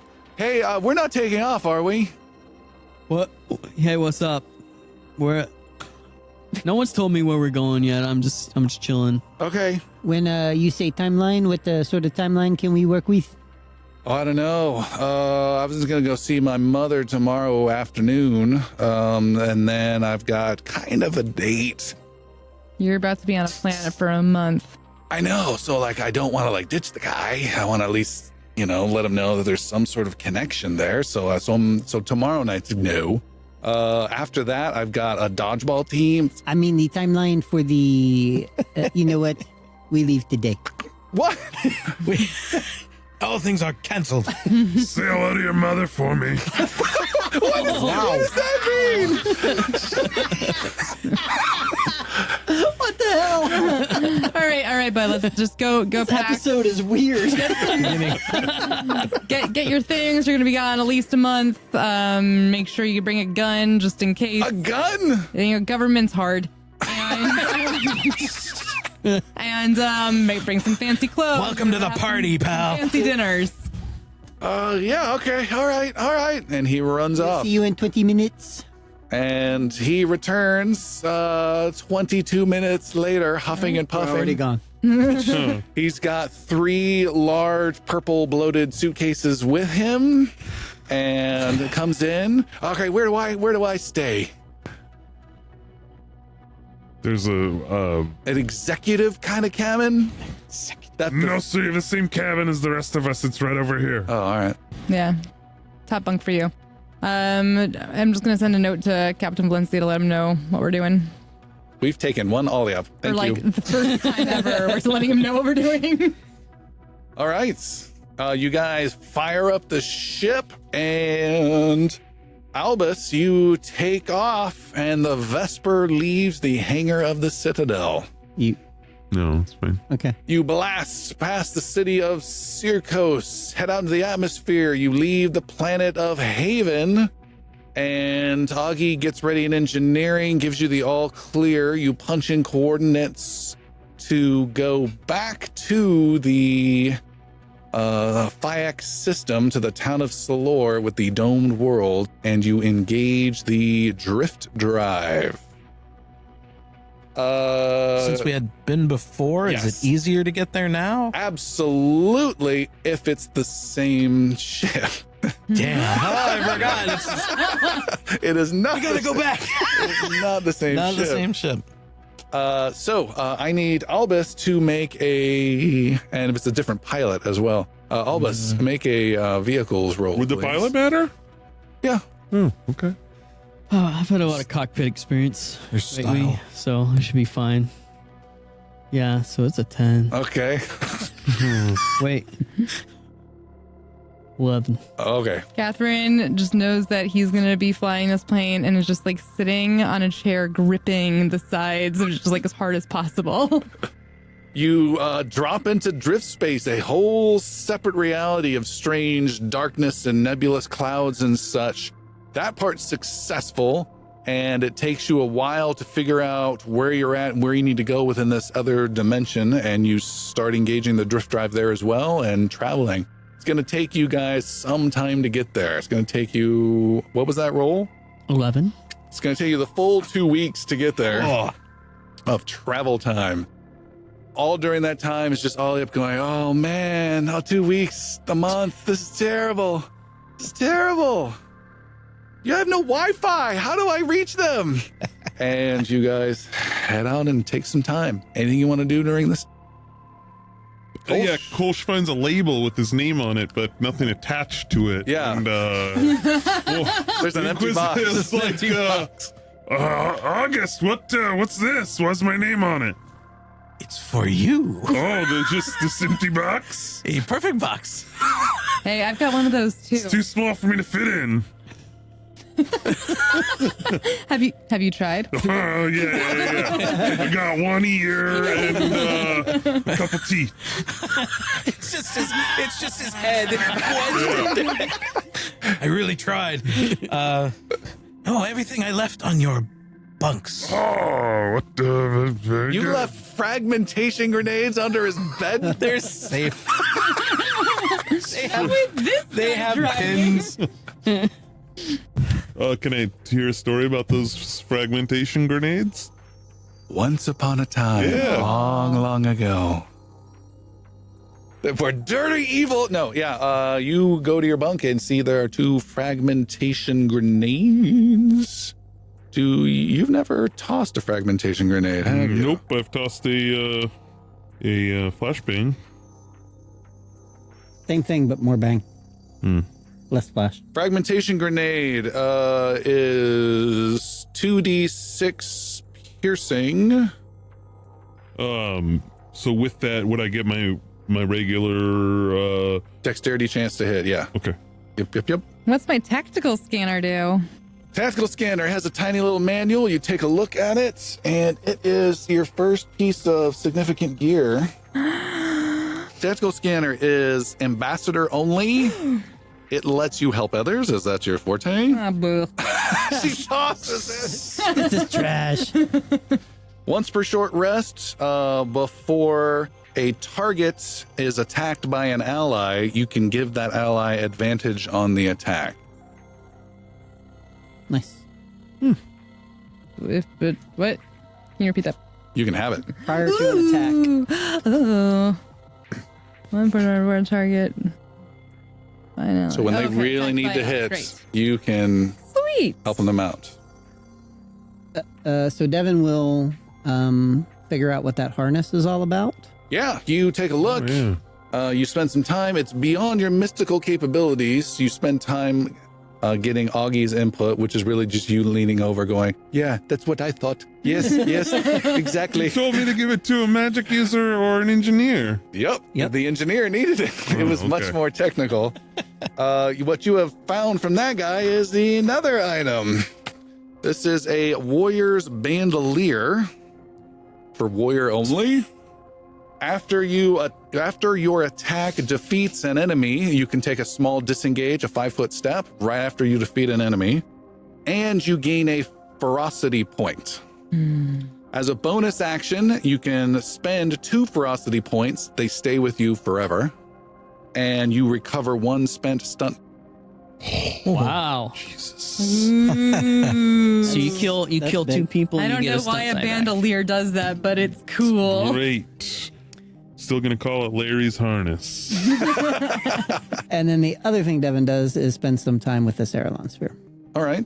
Like, I think it's like in like a kind of a compact place he has to crawl. Oh yeah, it's like up above all the quarters. You got to lay on your back. Oh, You yeah. like get stuck in He- there he one day. gets there. and you're It is the opposite of the Serenity I am Chamber. Stuck with the Citadel sphere. Can I get some help? Please help me. All right. Camera pans into the cockpit where Albus is kind of sitting sideways in the captain's chair, his feet up on one of the panels. He's got a data pad, and you hear a monologue. Dear Katori, Oh my god. My name is not Katori. it's been 6 days since I became a man. Oh god. Just mark this now. Just stop recording. I really have to thank you for completing that part of me. Even though I have no soul. I feel God, so many regrets for letting you be part of this group now. Catherine's like, can I rescind that This is offer? the most cringy moment at the table. I feel Chris like is hiding. I understand life a little clearer now. And I can't wait to see your purpley little face again. All yours, Albie. Albie. Awesome. All right. And like you hear in the background, like Catherine's like whispering to Augie, like, what would it take to like turn him off? Like permanently. I'm worried about turning him on.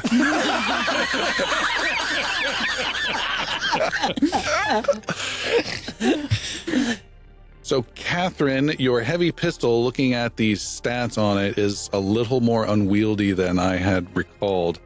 It has a recoil value on it that is more than your strength, so you will have no ability. It is a massive pistol. You will have no ability to add your dexterity bonus to the attack damage, the attack, and it's so bulky with its recoil, you'll be at disadvantage when using it. With that in mind, you can keep it, or the quartermaster could have sent in the box per your request an auto pistol, which is a lighter version of that. Auto pistol, please. All sign right. Negotiations. Oh, you were so pretty. Negotiations Junior. Light, L-I-T-E. Yeah, you could call this one request. Are you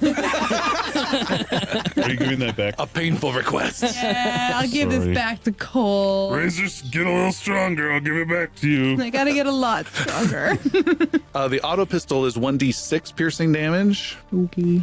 Its range is 60/300. Wow. And it is burst fire. It can also do the burst fire. Ooh. And it can do that 2 times before needing to be reloaded. Light pistol. You used to have the light pistol, right? Yes. It is also the high velocity rounds, which means if you come across someone with no armor on, you get to do a lot of extra damage. Not natural armor, like a carapace or something like that. But if some dude's walking down the street, some punk, and he has no armor, Just hurt him real you're bad. gonna ruin his day. Ruin his day. So, like those rip claws, they armored up? One was not. The others had some minor jackets on. Okay, One I'm was gonna not. start asking. I wish. 'cause Yeah, I have, sure it wasn't that guy. yeah. Sure. It's all good. All right, That one guy that almost killed everybody. Never had armor on. the chief, the ganger chief. Juice. Days and days go by as you fly through drift space. It is boring and tedious. Some of the most boring, tedious times in your life. Unless you're Augie and he's in his element.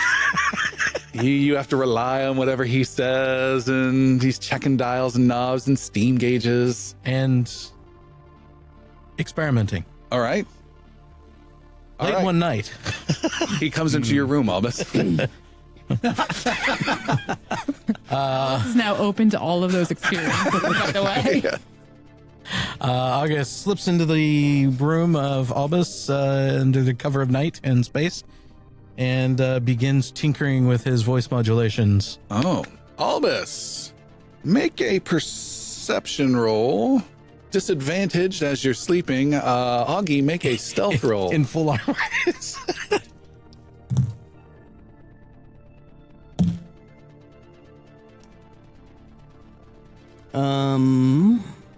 9. 9 for Albus. 7.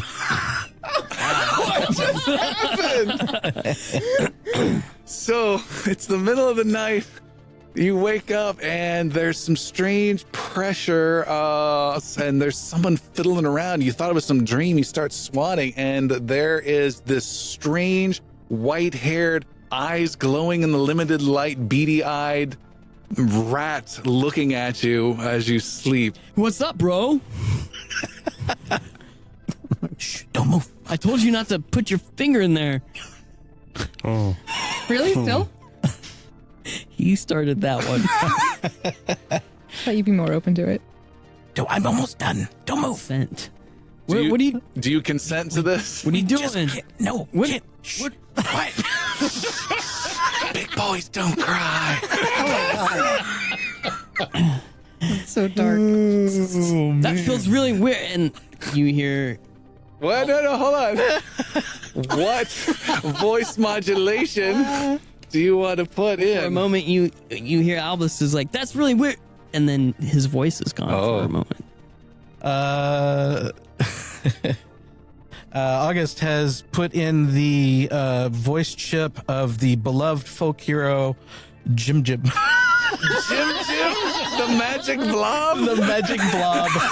He was there for Jim Jim. He was not, and therefore he can make up what he sounds This like. is Jim Jim the Magic Blob, everyone's childhood friend on TV who sadly passed away recently. And there I was. Wait, what is my voice doing? This is odd, man. Put me back. I like the bro. It's so much better. No, it's awful. I win. What do you want to do with the voice chip you took out? I smash it on the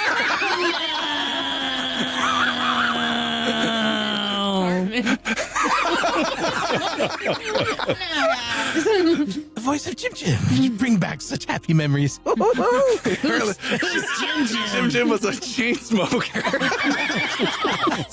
His later years. As our This is most what killed childhood Jim Jim. Yeah. All right. It is the next day. So this is how I sound now? You sound like one of Marge's sisters.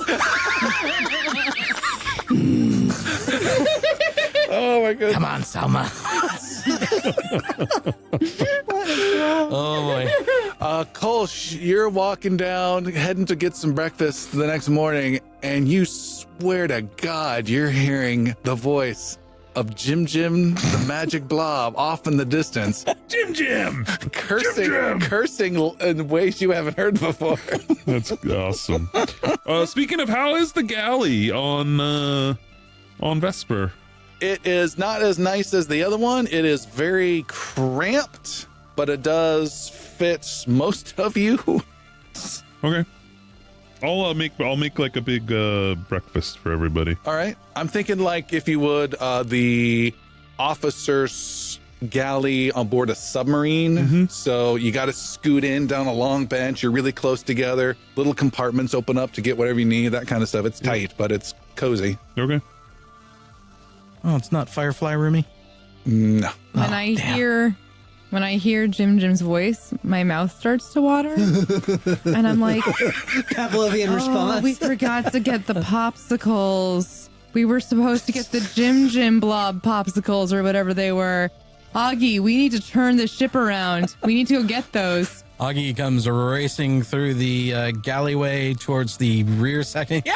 Jim Jim!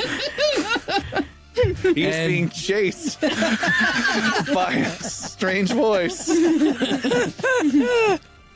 Get away from me. What are you doing? Holding bits and pieces of his former voice in my hand. All right. More days go by. Time passes. Albis, you spend time just making sure the ship's on track. You are most in the bridge a lot, checking scanners.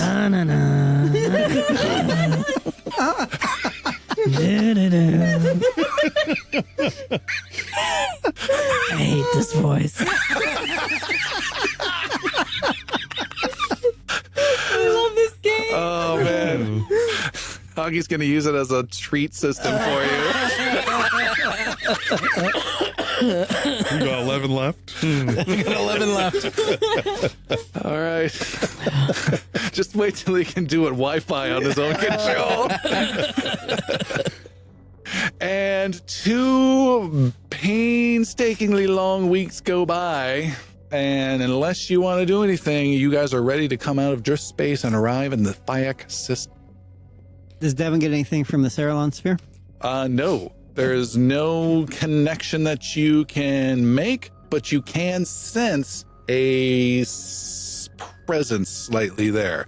So you know it's there. What it is, you don't know. There's no connection that you're able to make, but you can sense it's not just an empty compartment or anything. Can you talk to it on the computer? Sure. It just keeps typing up, "Are you there?" It's just like Doogie Howser. It's like, dear computer, Yeah, today I sat here and listened to Jim. pretty much, yeah. Playing Catherine. Pong with your Cerilon sphere. Catherine would like to do a little bit of research. First bit would be if there's any news about what's been happening on Thayak 4 since we left a couple of weeks ago. Okay. And then the other would be to see if we can learn a little bit more about Chadra's home. She will hopefully remember the name of. Borasia? Yep, that Borasia. To see if there's anything else she can learn about, like, are there other people there? What's the likelihood of, like, this thing finding its way out and infecting other people on the planet?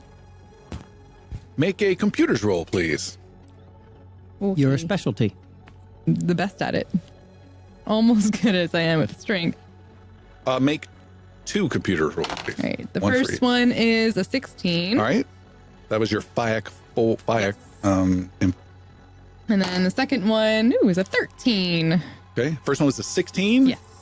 You find very little information at all about Thayak 4 or anything going on there, and you're just about to give up when you see an article dealing with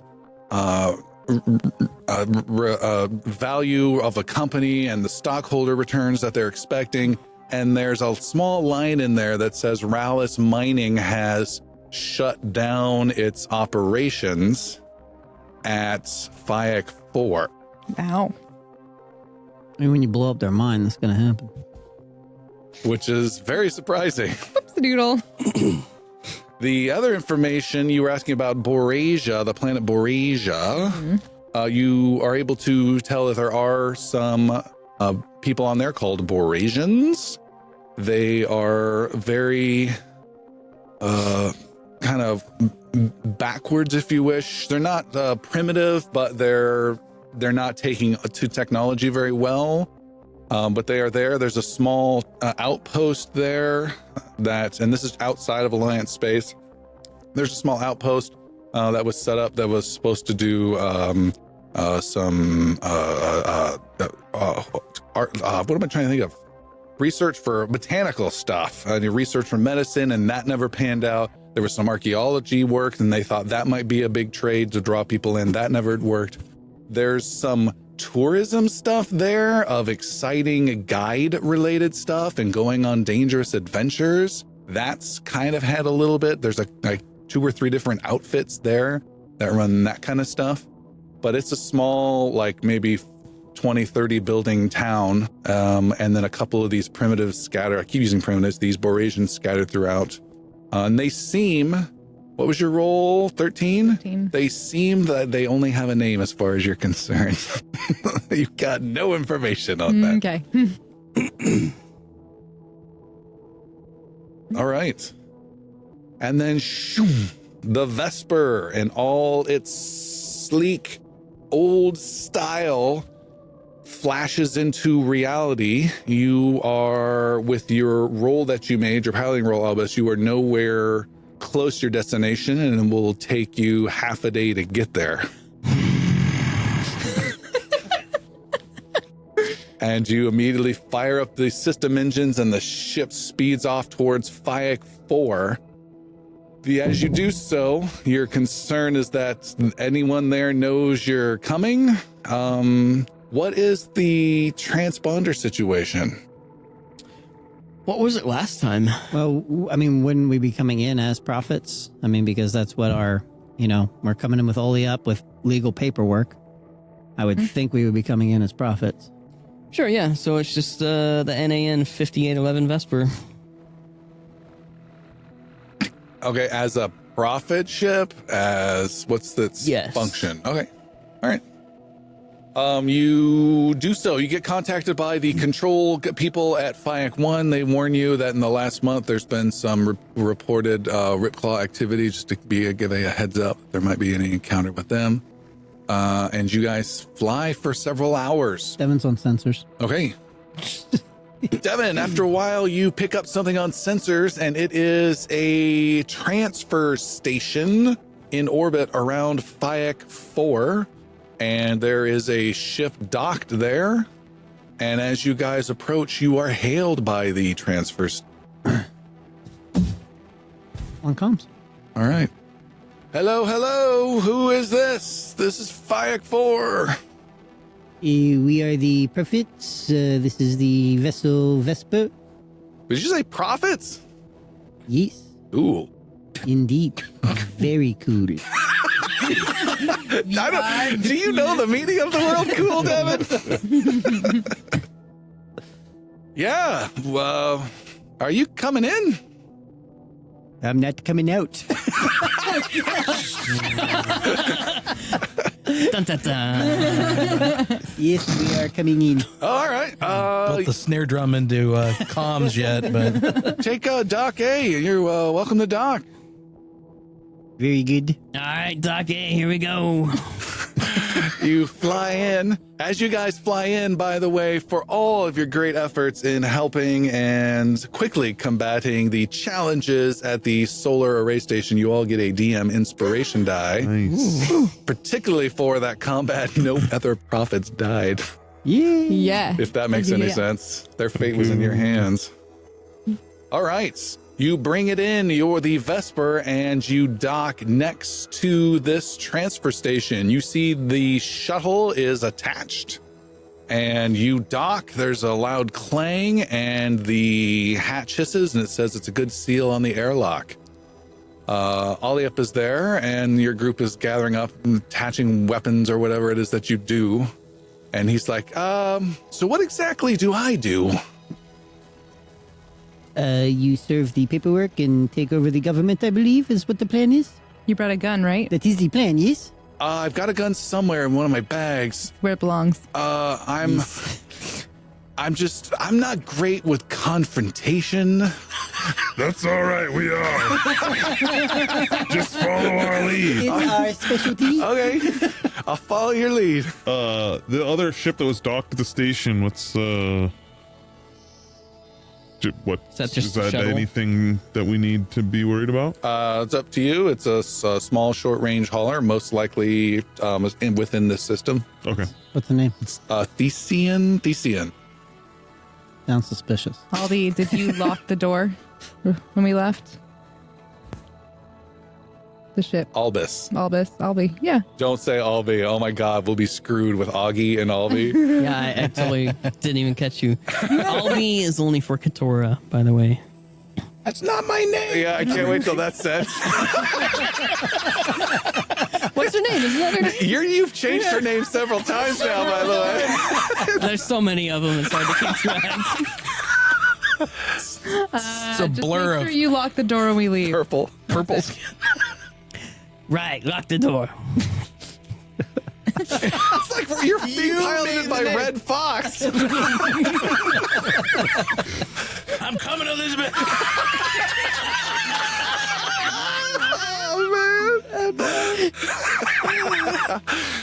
You guys pile out of your ship. You are in the large arrival section on board the transfer station. This time it's not creepy. There's gravity, there's lights, there's no corpse attached to a seat. There's one guy who is sitting behind a control console. He's got a little jumpsuit on, and he even has some nice music playing in the background. Do, do, do, do, do, do, do, do. Cole starts doing the shoulder dance. Oh yeah. Hey, buddy. Hey! What brings the prophets here? Sightseeing? and taking over governments. I'm a prophet. How long you been working here? Oh, I just got hired not too long ago. I'm the pilot. I'll be taking you down. I'm Dave. People call me Big Flight Dave. Hey, Dave. What Big Flight who is Dave. your employer? I'm employed by some sort of company, but I think it's Rallis Mining, but I think it's like a company in between. Okay. I just cash the checks, guy. All of that's just written on the check. In between. In between this something, maybe Rallis. DBA. You fill it in who it's from. This is legit. I assure you. It's from the company to the bank that the company owns. So, Dave, have you ever piloted a ship that has 6 buttons on it? Very important question. Hey, I get where you're coming from, but there's an order to press those buttons, you understand? Not just anyone can fly this. I've been officially checked out. It took me an e-learning class. Are we still having problems with those bugs? Oh, yeah. Those things will kill you. Well, they had a little power failure a little bit back on one section a couple weeks ago. Like 5 or 6 of those suckers got in. Sounds like bad news and not at all like our fault. So you guys are sightseeing, huh? Off planet. I guess Sure are. Guess you want to get down. There's no reason to hang out here unless you got more coming off the ship. Nope, this is all of us. All right, come on in. And you aboard that shuttle with like freaking 32 seats arranged oddly. And he climbs in the first seat, waits for you all to get settled, and says, all right. He gets on the radio. This is Big Flight Dave. I'm coming in. I've got 6 new arrivals. Here we come. And Devin has taken a spot where he can watch what buttons are pressed in what order. all right.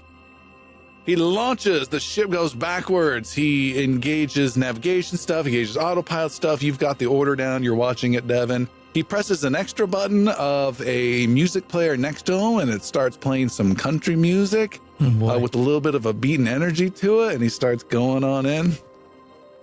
Yeah, I don't get any profits. I normally get some people that are looking just for work and haulers and that type. Occasionally some people with some weapons, but you guys are loaded for some trouble. This is just how we travel. You never know. Smooth transition of government.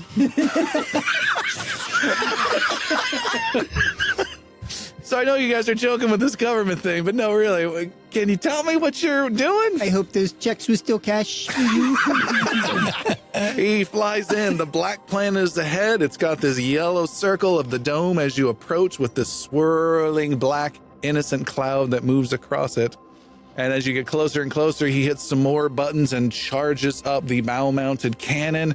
A light goes off in the north section of the dome. As you fly really close, he blasts the cloud, quote-unquote cloud of bugs that are all over this dome, scatter in a small area. He pierces through that dome, bringing none with him because he's been checked out. And you fly through and are immediately hit by dong-dong-dong. Dun, dun, dun, dun, dun, dun, dun, dun, of these yellow atmospheric ball related things. what are these? Oh, they're a really fun time. I think you're gonna like them. There you go. Does it seem like the density of bugs has increased since last time or decreased or about the Make a xenobiology roll. Woo! My specialty. Mass. How is it your specialty? I'm getting pushed at the window by you. What did I get here? I got a total of 16. 16, you don't believe it's decreased. You think it may have increased, but if so, not by I much. took a xenobiology class in community college. Since it's such a little increase, I don't bring it up. All right. Yeah. More bouncing around these glow ball things, and the dome to the parking area. No, the dock opens up. The shuttle comes in, fires its thrusters in reverse. The door closes, and the shuttle comes to a land. And you guys are back in the lion's den once again. I have some regrets already. Yes, we should have gone to Boresia. Gotten killed by a big spider. The engines power off. You guys get out of your seats awkwardly and then take a ladder that was in the floor down. The gangway opens up, and instead of being murdered by bugs, there are just people out there quietly refueling. No murder today. Some guy in a jumpsuit comes up, and he has a little data pad, and he says, "All right, welcome to Solor. What's your names and your business?" He looks at all of your weapons and armor and tactical scanners. We are prophets. Our names and businesses are our own. Thank you. Oh, got an attitude.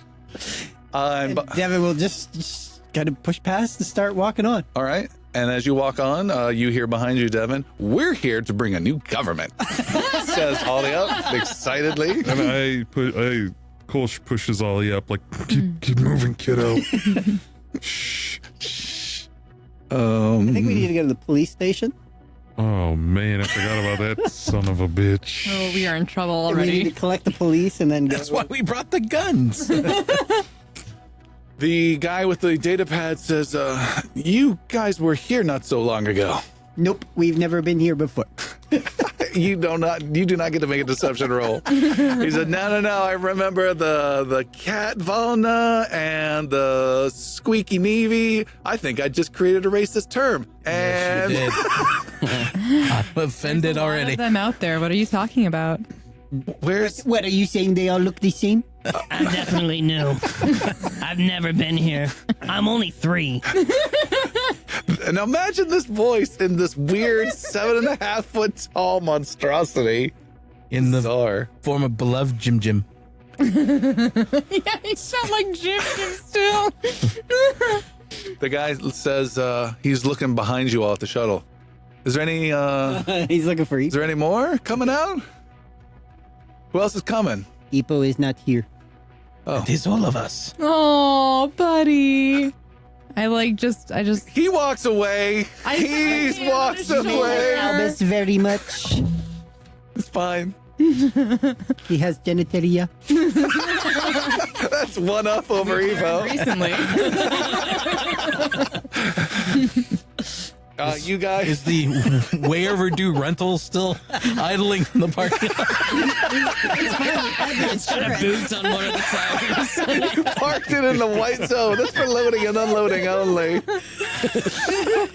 No, but you have to go to the Hertz rent-a-car, and you're all sitting there in your full combat armor. He's trying to upgrade you again to a full-size truck. We need the SUV. Yeah, I could set you up with that. And he gets you a vehicle, and you go out to the parking lot. There are 2 to choose from. You take the more expensive one. You head outside. There are these giant yellow orby flat pill looking things 8 feet long that you can push with some effort. I punched one as hard as I can. All right, your punch moves it slowly, but it does move a little bit. It's still got a little bit of weight to it. It's weird, oddly enough. Resistance to it. And these things are 8 feet long pillows, essentially, or whatnot? Yeah, I'm imagining a plastic ball that is kind of deflated halfway down, so it's half flat. So it's more like a pill-shaped ball. Okay. Rubbery on the outside, it kind of crystally like a marble on the inside, and it's almost negative weight, so they can go up, they can go down gently, and they are scattered throughout the atmosphere. You see there are a couple fans that are big, huge industrial fans that are placed along different road sections so that there's actually movement that gets them out of the way and keeps some of the roads clear. Kolsch. Yeah. Give me a boost. And I'm going to try to climb on top of one. Okay. Yeah, boost her up. You give her a boost, and Catherine, you have climbed on top of one, and it is just gently, slowly floating, maybe 5 feet off the ground, and you're on your knees. The best. Do you want to push? Yeah. I want you to give me a push, and then I want you to tie me onto the back of the car and take it for a ride. Okay. Just a little. I'd be careful. I tie my rope around like the middle section. All right. You lasso a rope around, and you tie it to the rental car. You see 3 different people in jumpsuits come out from the dock and are just Nothing to see here. Move along. just watching This is your new government. this official profit business. They're just like, I've always wanted to do that. Now you can. New law. Everyone must ride the glow.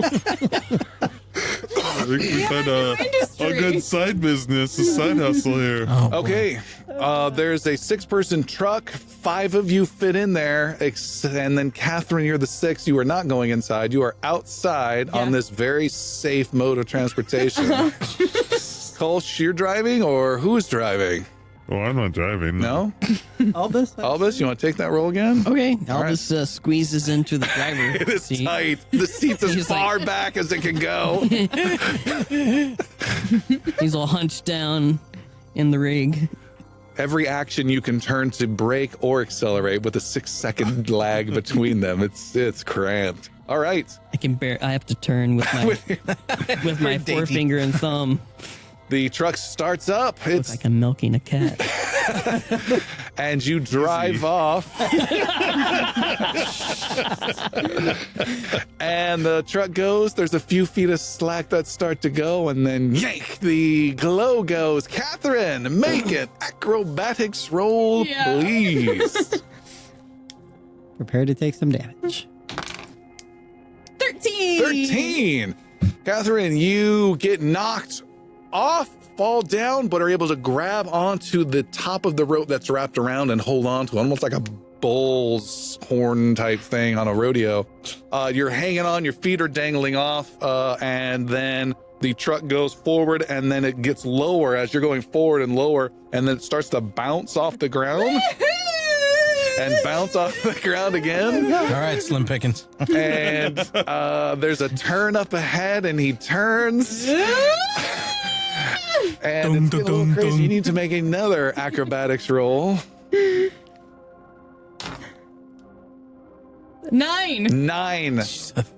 And you are tossed off of it. You fall to the ground at some speed, but the good thing is there's still a lot of glow around, and you bounce into a couple. Albus, can you stop the vehicle, please? We have lost Catherine. He says that as a rope glow goes flying by as you stop. Catherine, you take 1 point of bludgeoning damage. Cat, you set a world record. That was awesome. I'm gonna do it again. Sure? Heck yeah, man. Okay. Where are you headed to? But my suggestion is we go pick up the cop, Yeah, that ought to be awesome. go to the Corsini, We're his bosses now. pick up the Corsini we need, and then go to Director Rutledge and inform all of them that their government has been dissolved and we're now in charge. I'm sure it'll go swimming. Yeah, you make it sound so easy. Should we send somebody like Olio, who seems like a little more official than we do, to like? I mean, he'll be with He's with us, right? Yeah, I mean, you know, Yeah. we'll Totally with push you. him forward. He's got all the at appropriate paperwork. moment. Yeah. Mm-hmm. Notice there was no. Oh, you wanted the paperwork. Was there? I mean, that seems like the Yeah. best way to handle this. Okay. So one more time, where are you headed? We're gonna go to the police station, All right. assuming that he's number 3 of the triumvirate. All right. Within a minute of taking off again, and Catherine, you're riding the glow thing, Heck yeah. a vehicle comes racing over with a yellow emergency light and gets in front of you and pulls you over. Yeah. It's not legal yet to ride those. Apparently. Found us already. This is a positive thing. The vehicle, it's a truck about half the size of yours. It comes to a stop in front of you to make sure you stop. It's got its light still flashing. You stop. Then it gets hit by a glow ball with Catherine on it from behind. And out step to Cressini. Oh. Whoa. I smile really big. And the Cressini come out. One you've never seen before. The other you have named Cajul. Casual, it's so good to see you. It is wonderful to see you all. You have violated many instances arriving here. You must be accompanied by an ethics officer. We're glad to have you with us. Oh, look. It's a Cassini. We haven't seen him. How long you been waiting on that? For 5 minutes. I think that Chromish is going to be very excited to see us. We are going to hopefully go see him quite soon. I cannot comment. I am not here. And then he gets in the back seat of your truck. Do you want to join? Do you want to join me on this glow? He hits the lock button on the inside of your truck. Sort of like what we were all hoping to be able to do. His friend gets in his truck, turns the emergency light off, and drives away. Yeah, I guess we just continue on. We have enough room. I thought we were excused of your presence when we were here before. He does speak. He says, "You are new arrivals, and I must be an ethics officer to We've all been here arrivals. before. You are new arrivals, and I must be an ethics officer for all new arrivals. We will sort this out briefly. Do not worry, my friend. You do not seem particularly happy Oh, about super this. happy. Incredibly thrilled to have you with us. Kolsch, make a deception roll real fast, please. Just real fast. It's just the smiles, right? We just need the smiles. Coach forgot how this works. An 8. An 8. You get buzzed. He gets out his device and goes, "Bzzz," and you have been buzzed. I yell from outside the truck, Albus, giddy up! Albus is really confused. He's never been here. Albus. It's so natural to them. Of course we have a stranger in the back of our truck for no reason. Of course this is how you deal with the glow. Right? I don't believe this is proper prophet protocol. Have you been to this world? No? Then you should pay attention. She's got space dementia. Careful. You gotta be happy. Gotta be happy, Albie. You've been fined 1 demerit for sotto voce violation. Albus just starts driving. All right, you drive off, and Albus has been buzzed. What? I have to smile. What? Smile? Turn on your smiling protocol. He has a viciously fake smile on right now. Like this? Yes, that is perfect. You look like a Very constipated genuine. witch right now. I don't have a chip for that yet. All right. Outside the police station is Junior Officer Jim Talon. He is currently talking to a young man, resolving some small little personal issue the guy has, and saying, "Hey, don't worry about it. I'll just keep an eye on your neighborhood and make sure that guy doesn't cause any." And then he stops. Hello, Jim. He sees this truck come Do up. you remember us?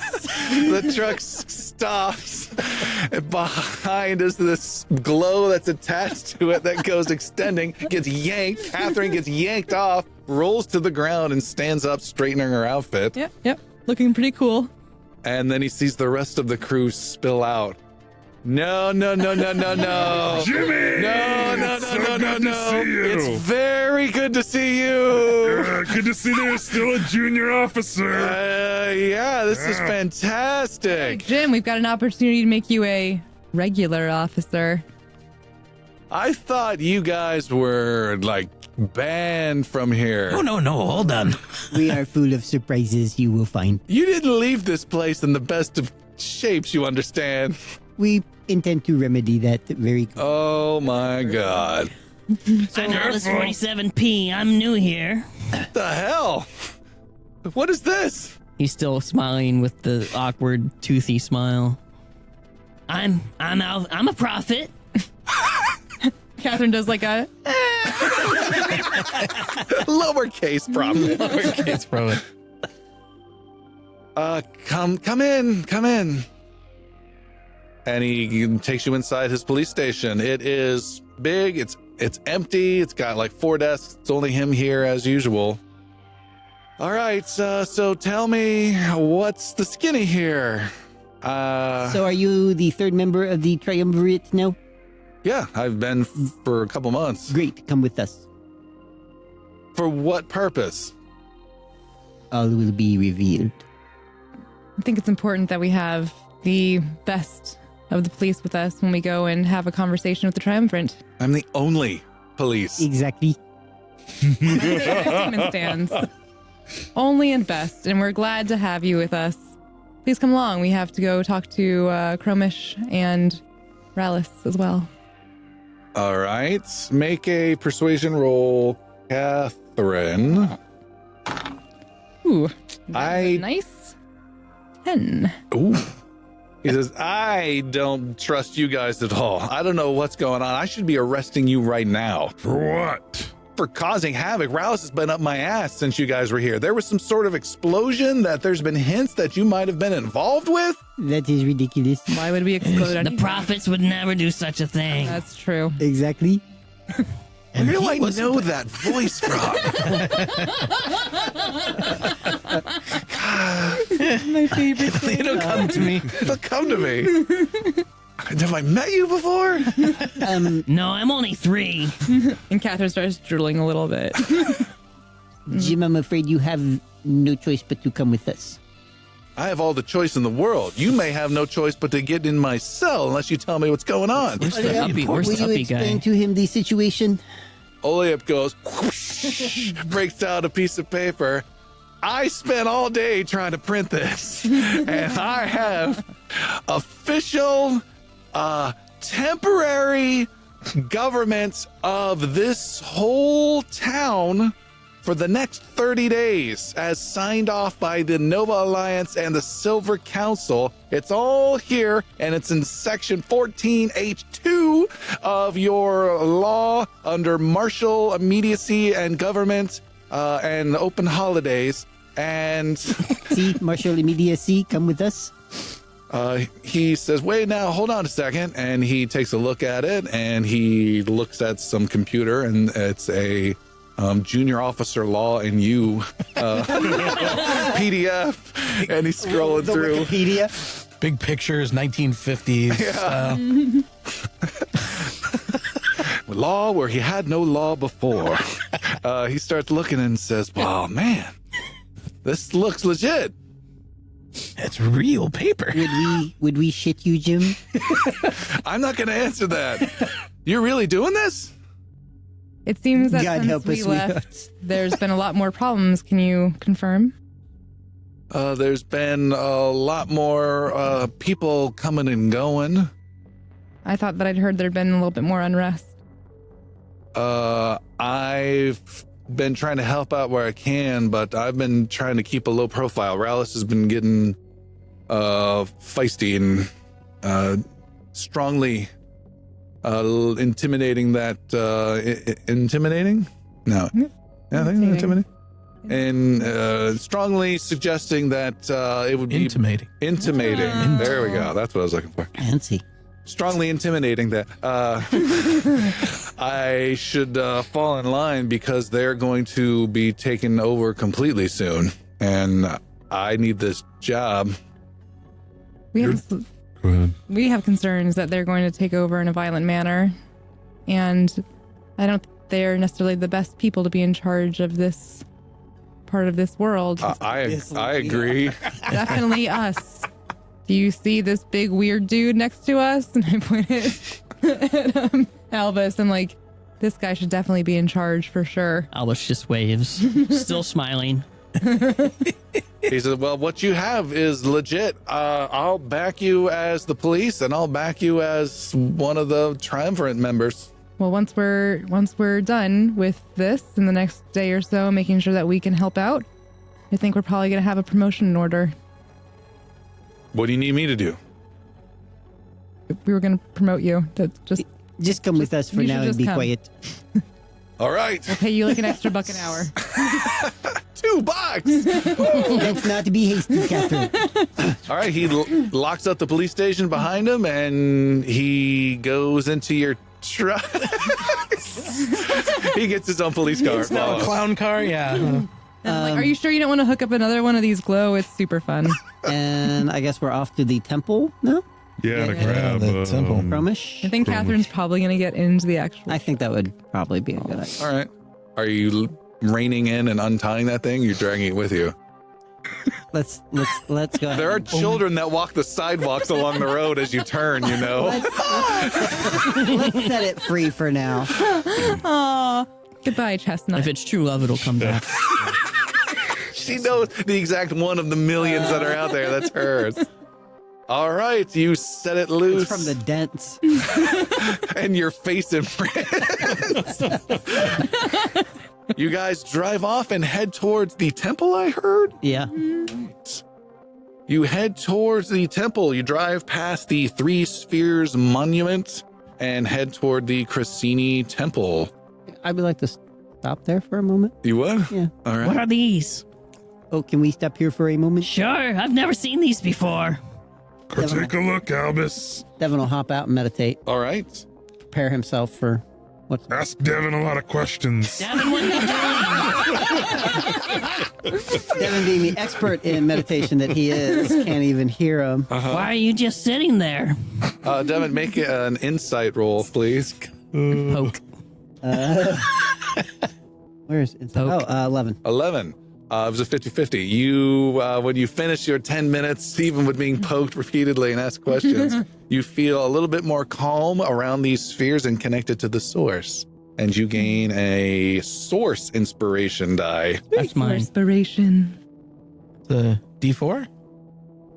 Yeah, It's a D4. I thought believe it was a- down. I believe it was a Downgrade my D4. source. Thanks, man. I'm just Keeping it real. keeping it real. You guys leave then and head towards the temple, the Cressini Temple. It is got weird seating type things. It's got some weird chimes that play. It has an overabundant Where are Cressini the smell, chimes? whatever that might be. Cressini's Kind of a tangy Asiago. LaCroix mango kind of flavor in the air. What was your question? Where are these chimes? The chimes are hanging from a second tier prayer balcony. Okay. All right. I don't like chimes. All right. You go in and a Cressini priest comes over. Damn your chimes. He seems a little bit alarmed. Hello, with a big smile. Hello, we're here to see Chromish. So good to see you. With the source be with you. I don't know. We're from the prophets. I'm a prophet. You're waving again like a Yeah. goofball? Behind him, I do another. And what is this about? We're here to see Chromish. He's an old friend. And you are, what name should I tell him? The prophets. All right, very well. Please remain here and enjoy all of our sanctuary. Ding, ding. Lots of wind chimes. Devin's wincing at each one, hurting inside. You see a vein popping in. Source beam. The slightly more gravitas, that's the word I'm using, gravitas, Cressini named Chromish, I believe. I looked it up. I might have written it correctly. Chromish, yeah. He comes out in they all wear the same similar gown. It's got these slatted, hip-related type garb. They're very tall, long-necked. He comes out and says, oh, it is you, prophets. It is good to see you. Good to see you too. What business brings you back to our town? We know there were problems between you and Rallis when we left, and things seem to be escalating. We're here to help solve that. And how can I be of help? I certainly want this to de-escalate as much as possible. You're part of the Triumvirate, correct? I am. Well, it seems that we should have a meeting of the three of you and try to sort out some problems going forward. So you... Just at Rayleigh's Mining. 15 minutes, please. All right. At the headquarters. This sounds significant. It is. Very well. You are relieved, he says, and your ethics officer turns away you. and leaves. I wave, smiling. Good riddance. He is chased by frowns and angry glares. All right. He says, I will be there in 15 minutes. I will put on my diplomacy slats. Kolsch doesn't know how to respond. Very good. See you there. Bring extra diplomacy slats if you have them. To Rayless Mining headquarters, right? Yo. You head off. You guys in your truck. Junior Officer Jim Talon, bringing up the rear. You guys pull up to the office of Ralis Mining. It is 4 or 5 stories tall. It's the tallest building in town. It's lightly imposing to the townspeople. You guys just came from a massive city that towers over this. You pull up and you can see through some glass doors. There's a security admin type person just inside who's kind of standing up from the desk, seeing a bunch of armed people come out and a police car stop. Security. Sorry. What the hell? He's playing with his voice chip again. Officer Talon's there, and he says, this may not go down smoothly, so just be prepared. Maybe you should have met somewhere else. Kolsch perks up. Do we not look prepared? All right. He unclips his gun. It's still holstered. You know how to use that thing? Although in retrospect, yes, maybe somewhere else would have been smart. I've had to use it from time to time, but not recently. Got any notches on it? No, why would I notch my own weapon? You'll understand one day. Albus looks at Kolsch. Do we need those? You have, I believe you have everything you need with you. Right? He just has 2 rods for him in his hands. They're not activated. They're just rods in his hands. Just metal. Keep them handy. All right. You guys stride inside. There is a guy. He looks like a very low-ranking security type guy. He's older. He has an old weapon at his side. He's got a shiny little badge. He's standing up as you guys enter. He kind of straightens up a little bit, trying to look a little strong. There's no one else in here in this large lobbyish area. It's, again, loud steps as you walk across it. He's got this long, wide, banked console that you're approaching. And he says nothing as you get close. He looks a little concerned. We're here to see Rutledge. And why are you here? Who are you? Can't you see that we have the Triumvirate with us? Rutledge is part of that. We need to talk with him. Well, I see Jim. Jim, what's going on? Jim says, you heard the lady. We're here to see Director Rutledge. Could you invoke a little more confidence in your voice, Jim? It will go a long way. Yeah, I don't think I can let all of you guys in here. I mean, look at this guy. And he points at Albis standing there. Well, Rutledge can come to us then. Yeah, I don't think that's going to happen either. You want to make an appointment? That might be better. Maybe when you're not here? What's wrong with me? Look, there's our... Buddy. Was that Jim? Who's Jim? I'm only 3. That's cool. You're doing really well. Yeah, This guy's 3. He's really not scary. I mean, he's like basically sounds like a star for kids. Like, just, Rutledge is probably expecting us. make a persuasion roll, Catherine. Again, it's a lot of persuasions for you.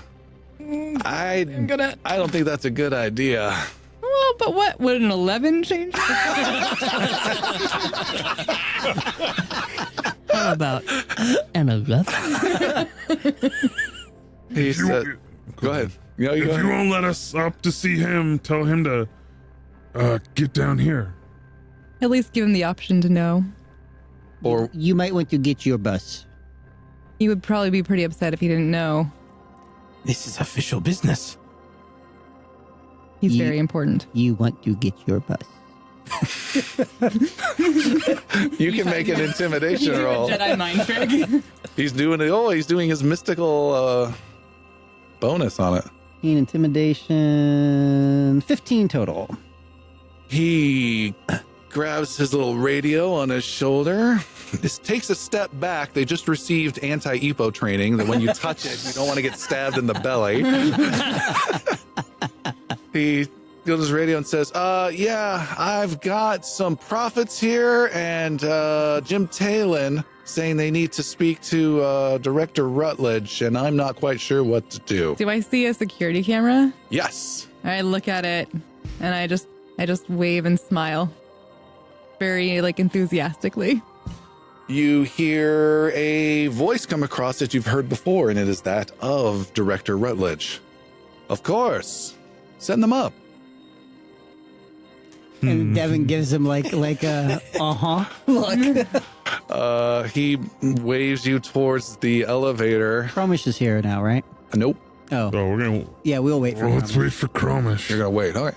You We will guys. go up when our final, when our last guest arrives. Okay. You guys wait for about 10 minutes. We're gonna make Rutledge wait. This I'll take a look at the magazine. Kick up our feet. The elevator keeps chiming, doors closing and opening, closing and opening. At one point, the doors do open, and two security guards with assault rifles come out, and they stand next to the elevator. More time goes by, and they're just watching you. And then a third security guy comes from a back door, and he stands next to those guys. Good choice. Yeah. This is getting exciting. And then there's a chime at the door, and in comes the Crescini named Cromish in his shiny diplomacy slats. And he comes striding in and walks over to you. Are these slats, are these like high behind the head kind of thing? No. These are draped down, Down on his thighs, down to his legs. Oh, okay. Yeah. They're shiny.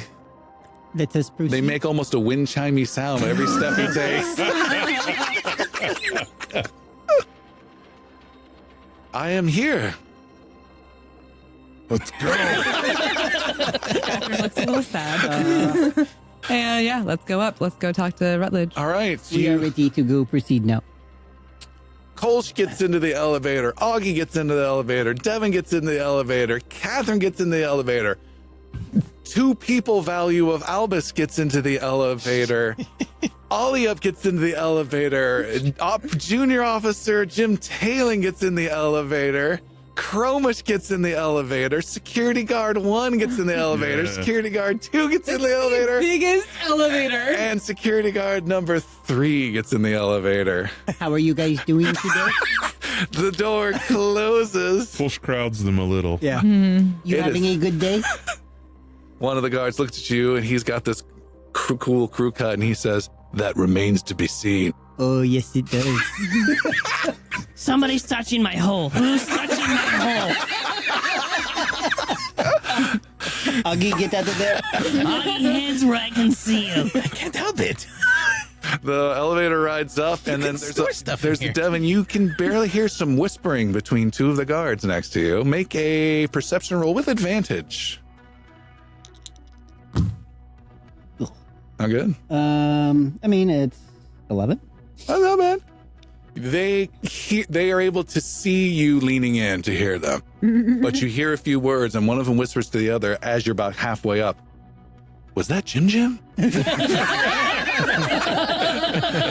doors open. The group spills out of the elevator. You're stuck for a while, and then you all kind of get out.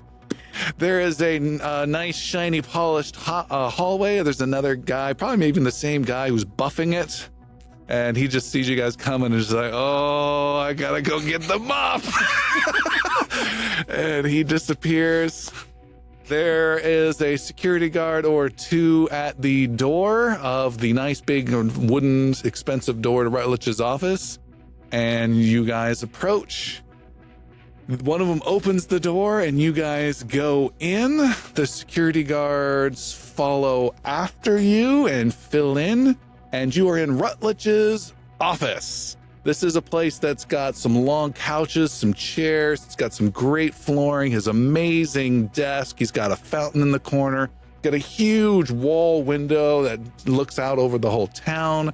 And he's got some sculpture stuff. He's got some relaxing Enya-like music playing in the background.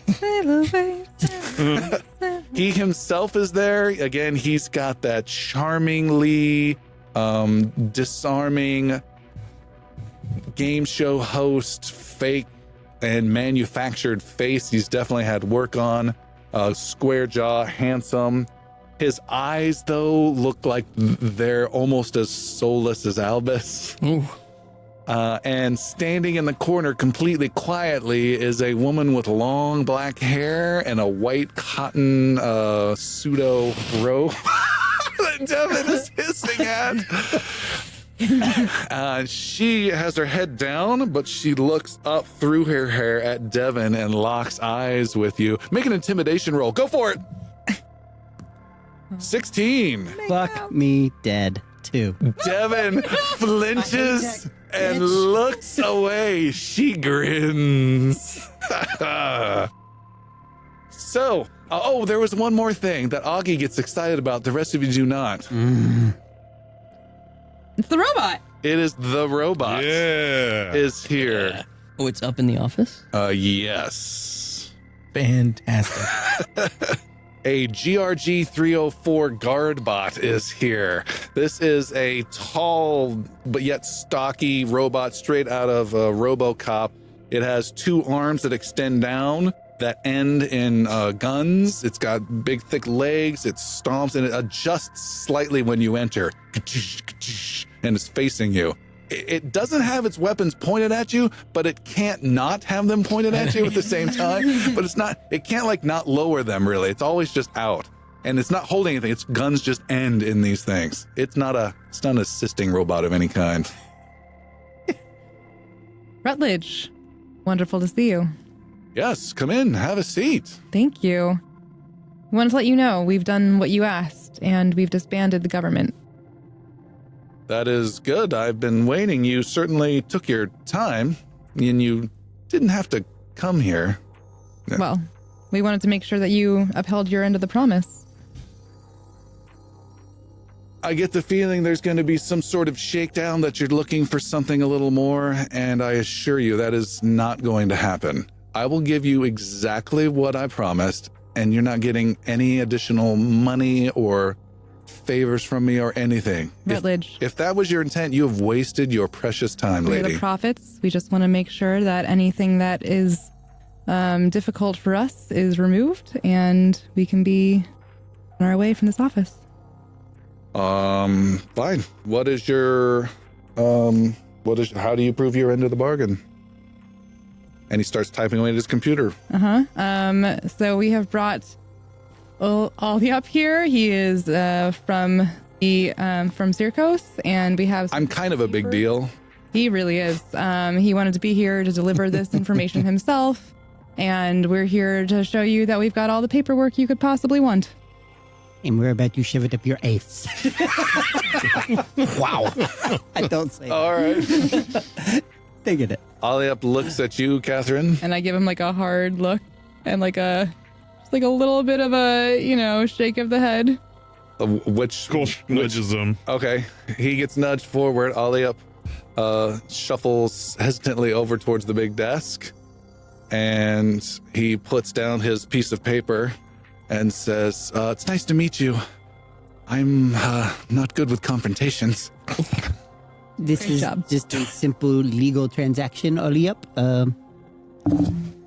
Rutledge takes a look at it and he says, that looks good. I will delete the files just as I said.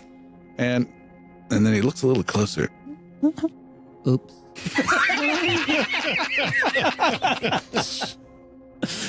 Is this some sort of joke? It's not a joke. And Catherine just smiles. So you're here to waste my time. You're here to threaten me with something? This is not a threat. This is reality. He picks it up and takes a closer look at it and starts reading it over. Does he mumble to himself? Oh, yeah. He's going 14-AC. and you can't see his face. You've got it blocked by this paper he's looking, and you just see him going through the paper, and it's a little long. And then Devin, you can make a perception roll. What'd you roll? Natural 1. Natural 1. He says something. He puts the paper down. Can you throw that in the trash? The die is being tossed away. He puts the paper down and sits back in the chair and looks at you, Catherine. I love that shitty grin on your face. Well played. You asked us to deliver. We did. The government's been disbanded. Aliep is in charge.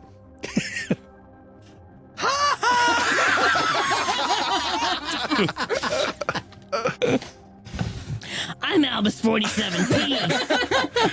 He raises an eyebrow hearing you talk. But I'm a prophet. what are your intentions?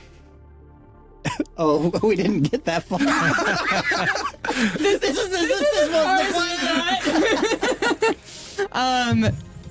We just want to make sure that things go smoothly here.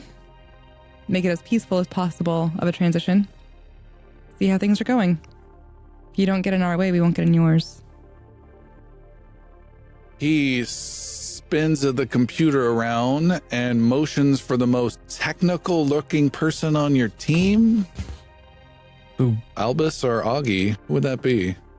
Augie. He If motions for anything, Augie. I've got a jeweler's glass and I'm staring at a robot across the room. So And I say, Augie, do what you do best. And I'll throw you a little inspiration.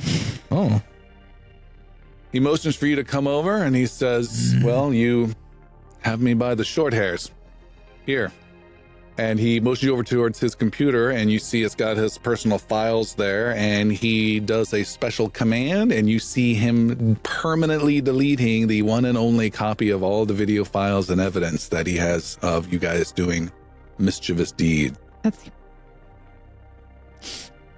And then he spins it around and closes his computer. There. Thank you for your cooperation.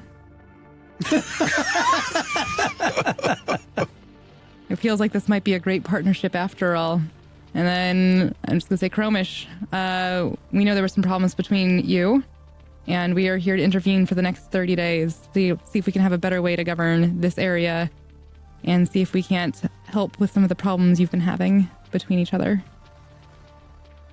Chromish says, we want the constant harassment of our people to be stopped immediately. We want extra rules and restrictions on us stopped immediately. That seems fair. Rutledge? I have no say in this matter. Well, there's... That is true. While that is true, this is a negotiation. We're happy to start somewhere. I want whatever you want. How sweet. We'll need you to suspend any mining activity until it's investigated into. All right.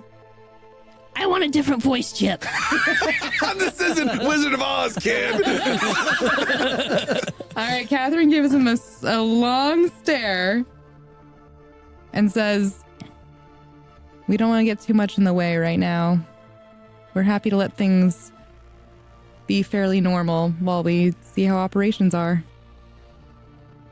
However, if you could give Chromish and his people a little bit more space, that would be appreciated. Chromish, if you could let up a slight amount on the demerit, that would be helpful as well. how much access would August be able to interpret being able to access the network and files and so forth? What do you mean? Specifically, any kind of research information on the blue glow. You want access to their computer network? Yeah, so I want to see if that's something that's written into the No, bylaws. you don't have any legal reason to. They're still in a private company. Okay. If you have a legal reason, then you just need to bring it up to the temporary governor of the town, Aliup. Which I do right now. Okay. You speak up. What do you say? Aliup, I have a question. You are now the ruling body of FIAC 4, correct? Yes, I am. He straightens up.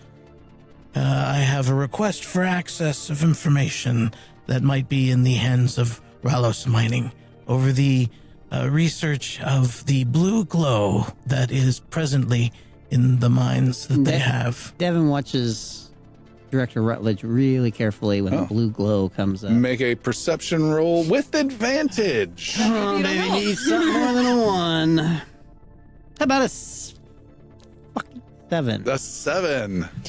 You flinch first again. You can't take your eye off the lady in the corner. And you wince and cower. I'm disgusted with myself. Can you finish your line again? Sorry. August says, I have requests to access the information and research on the blue glow that is in the mines themselves and any processes that might be going on now. Well, that sounds good. Says Alia. I look at Ollie up and give him like a really big encouraging grin. And I think we need to requisition the battle bot. I rescind previous order. I want that. It's Christmas. Rutledge says, I'm afraid all information regarding Ralos Mining is confidential and everything here is not available to you. You understand that? Except for what I witnessed would be considered a crime. Your materials are not labeled correctly.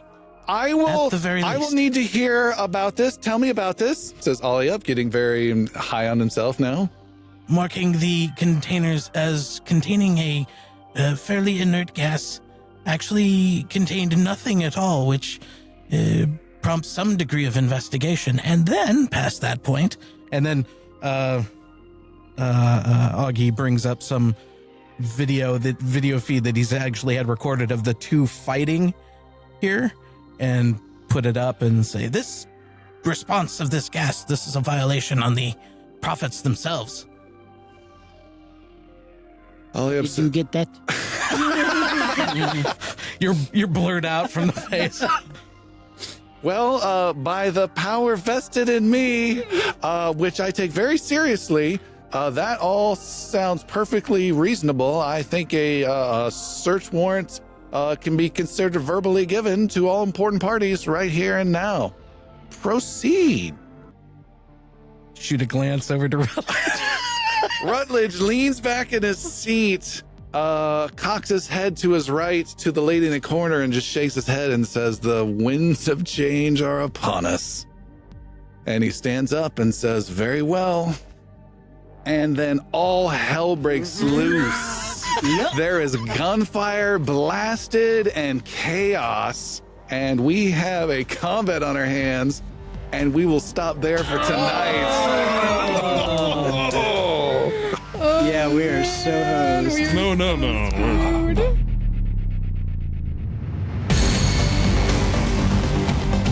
Episode 10 ends on a solid cliffhanger. The heroes have returned to the Solor Dome once again.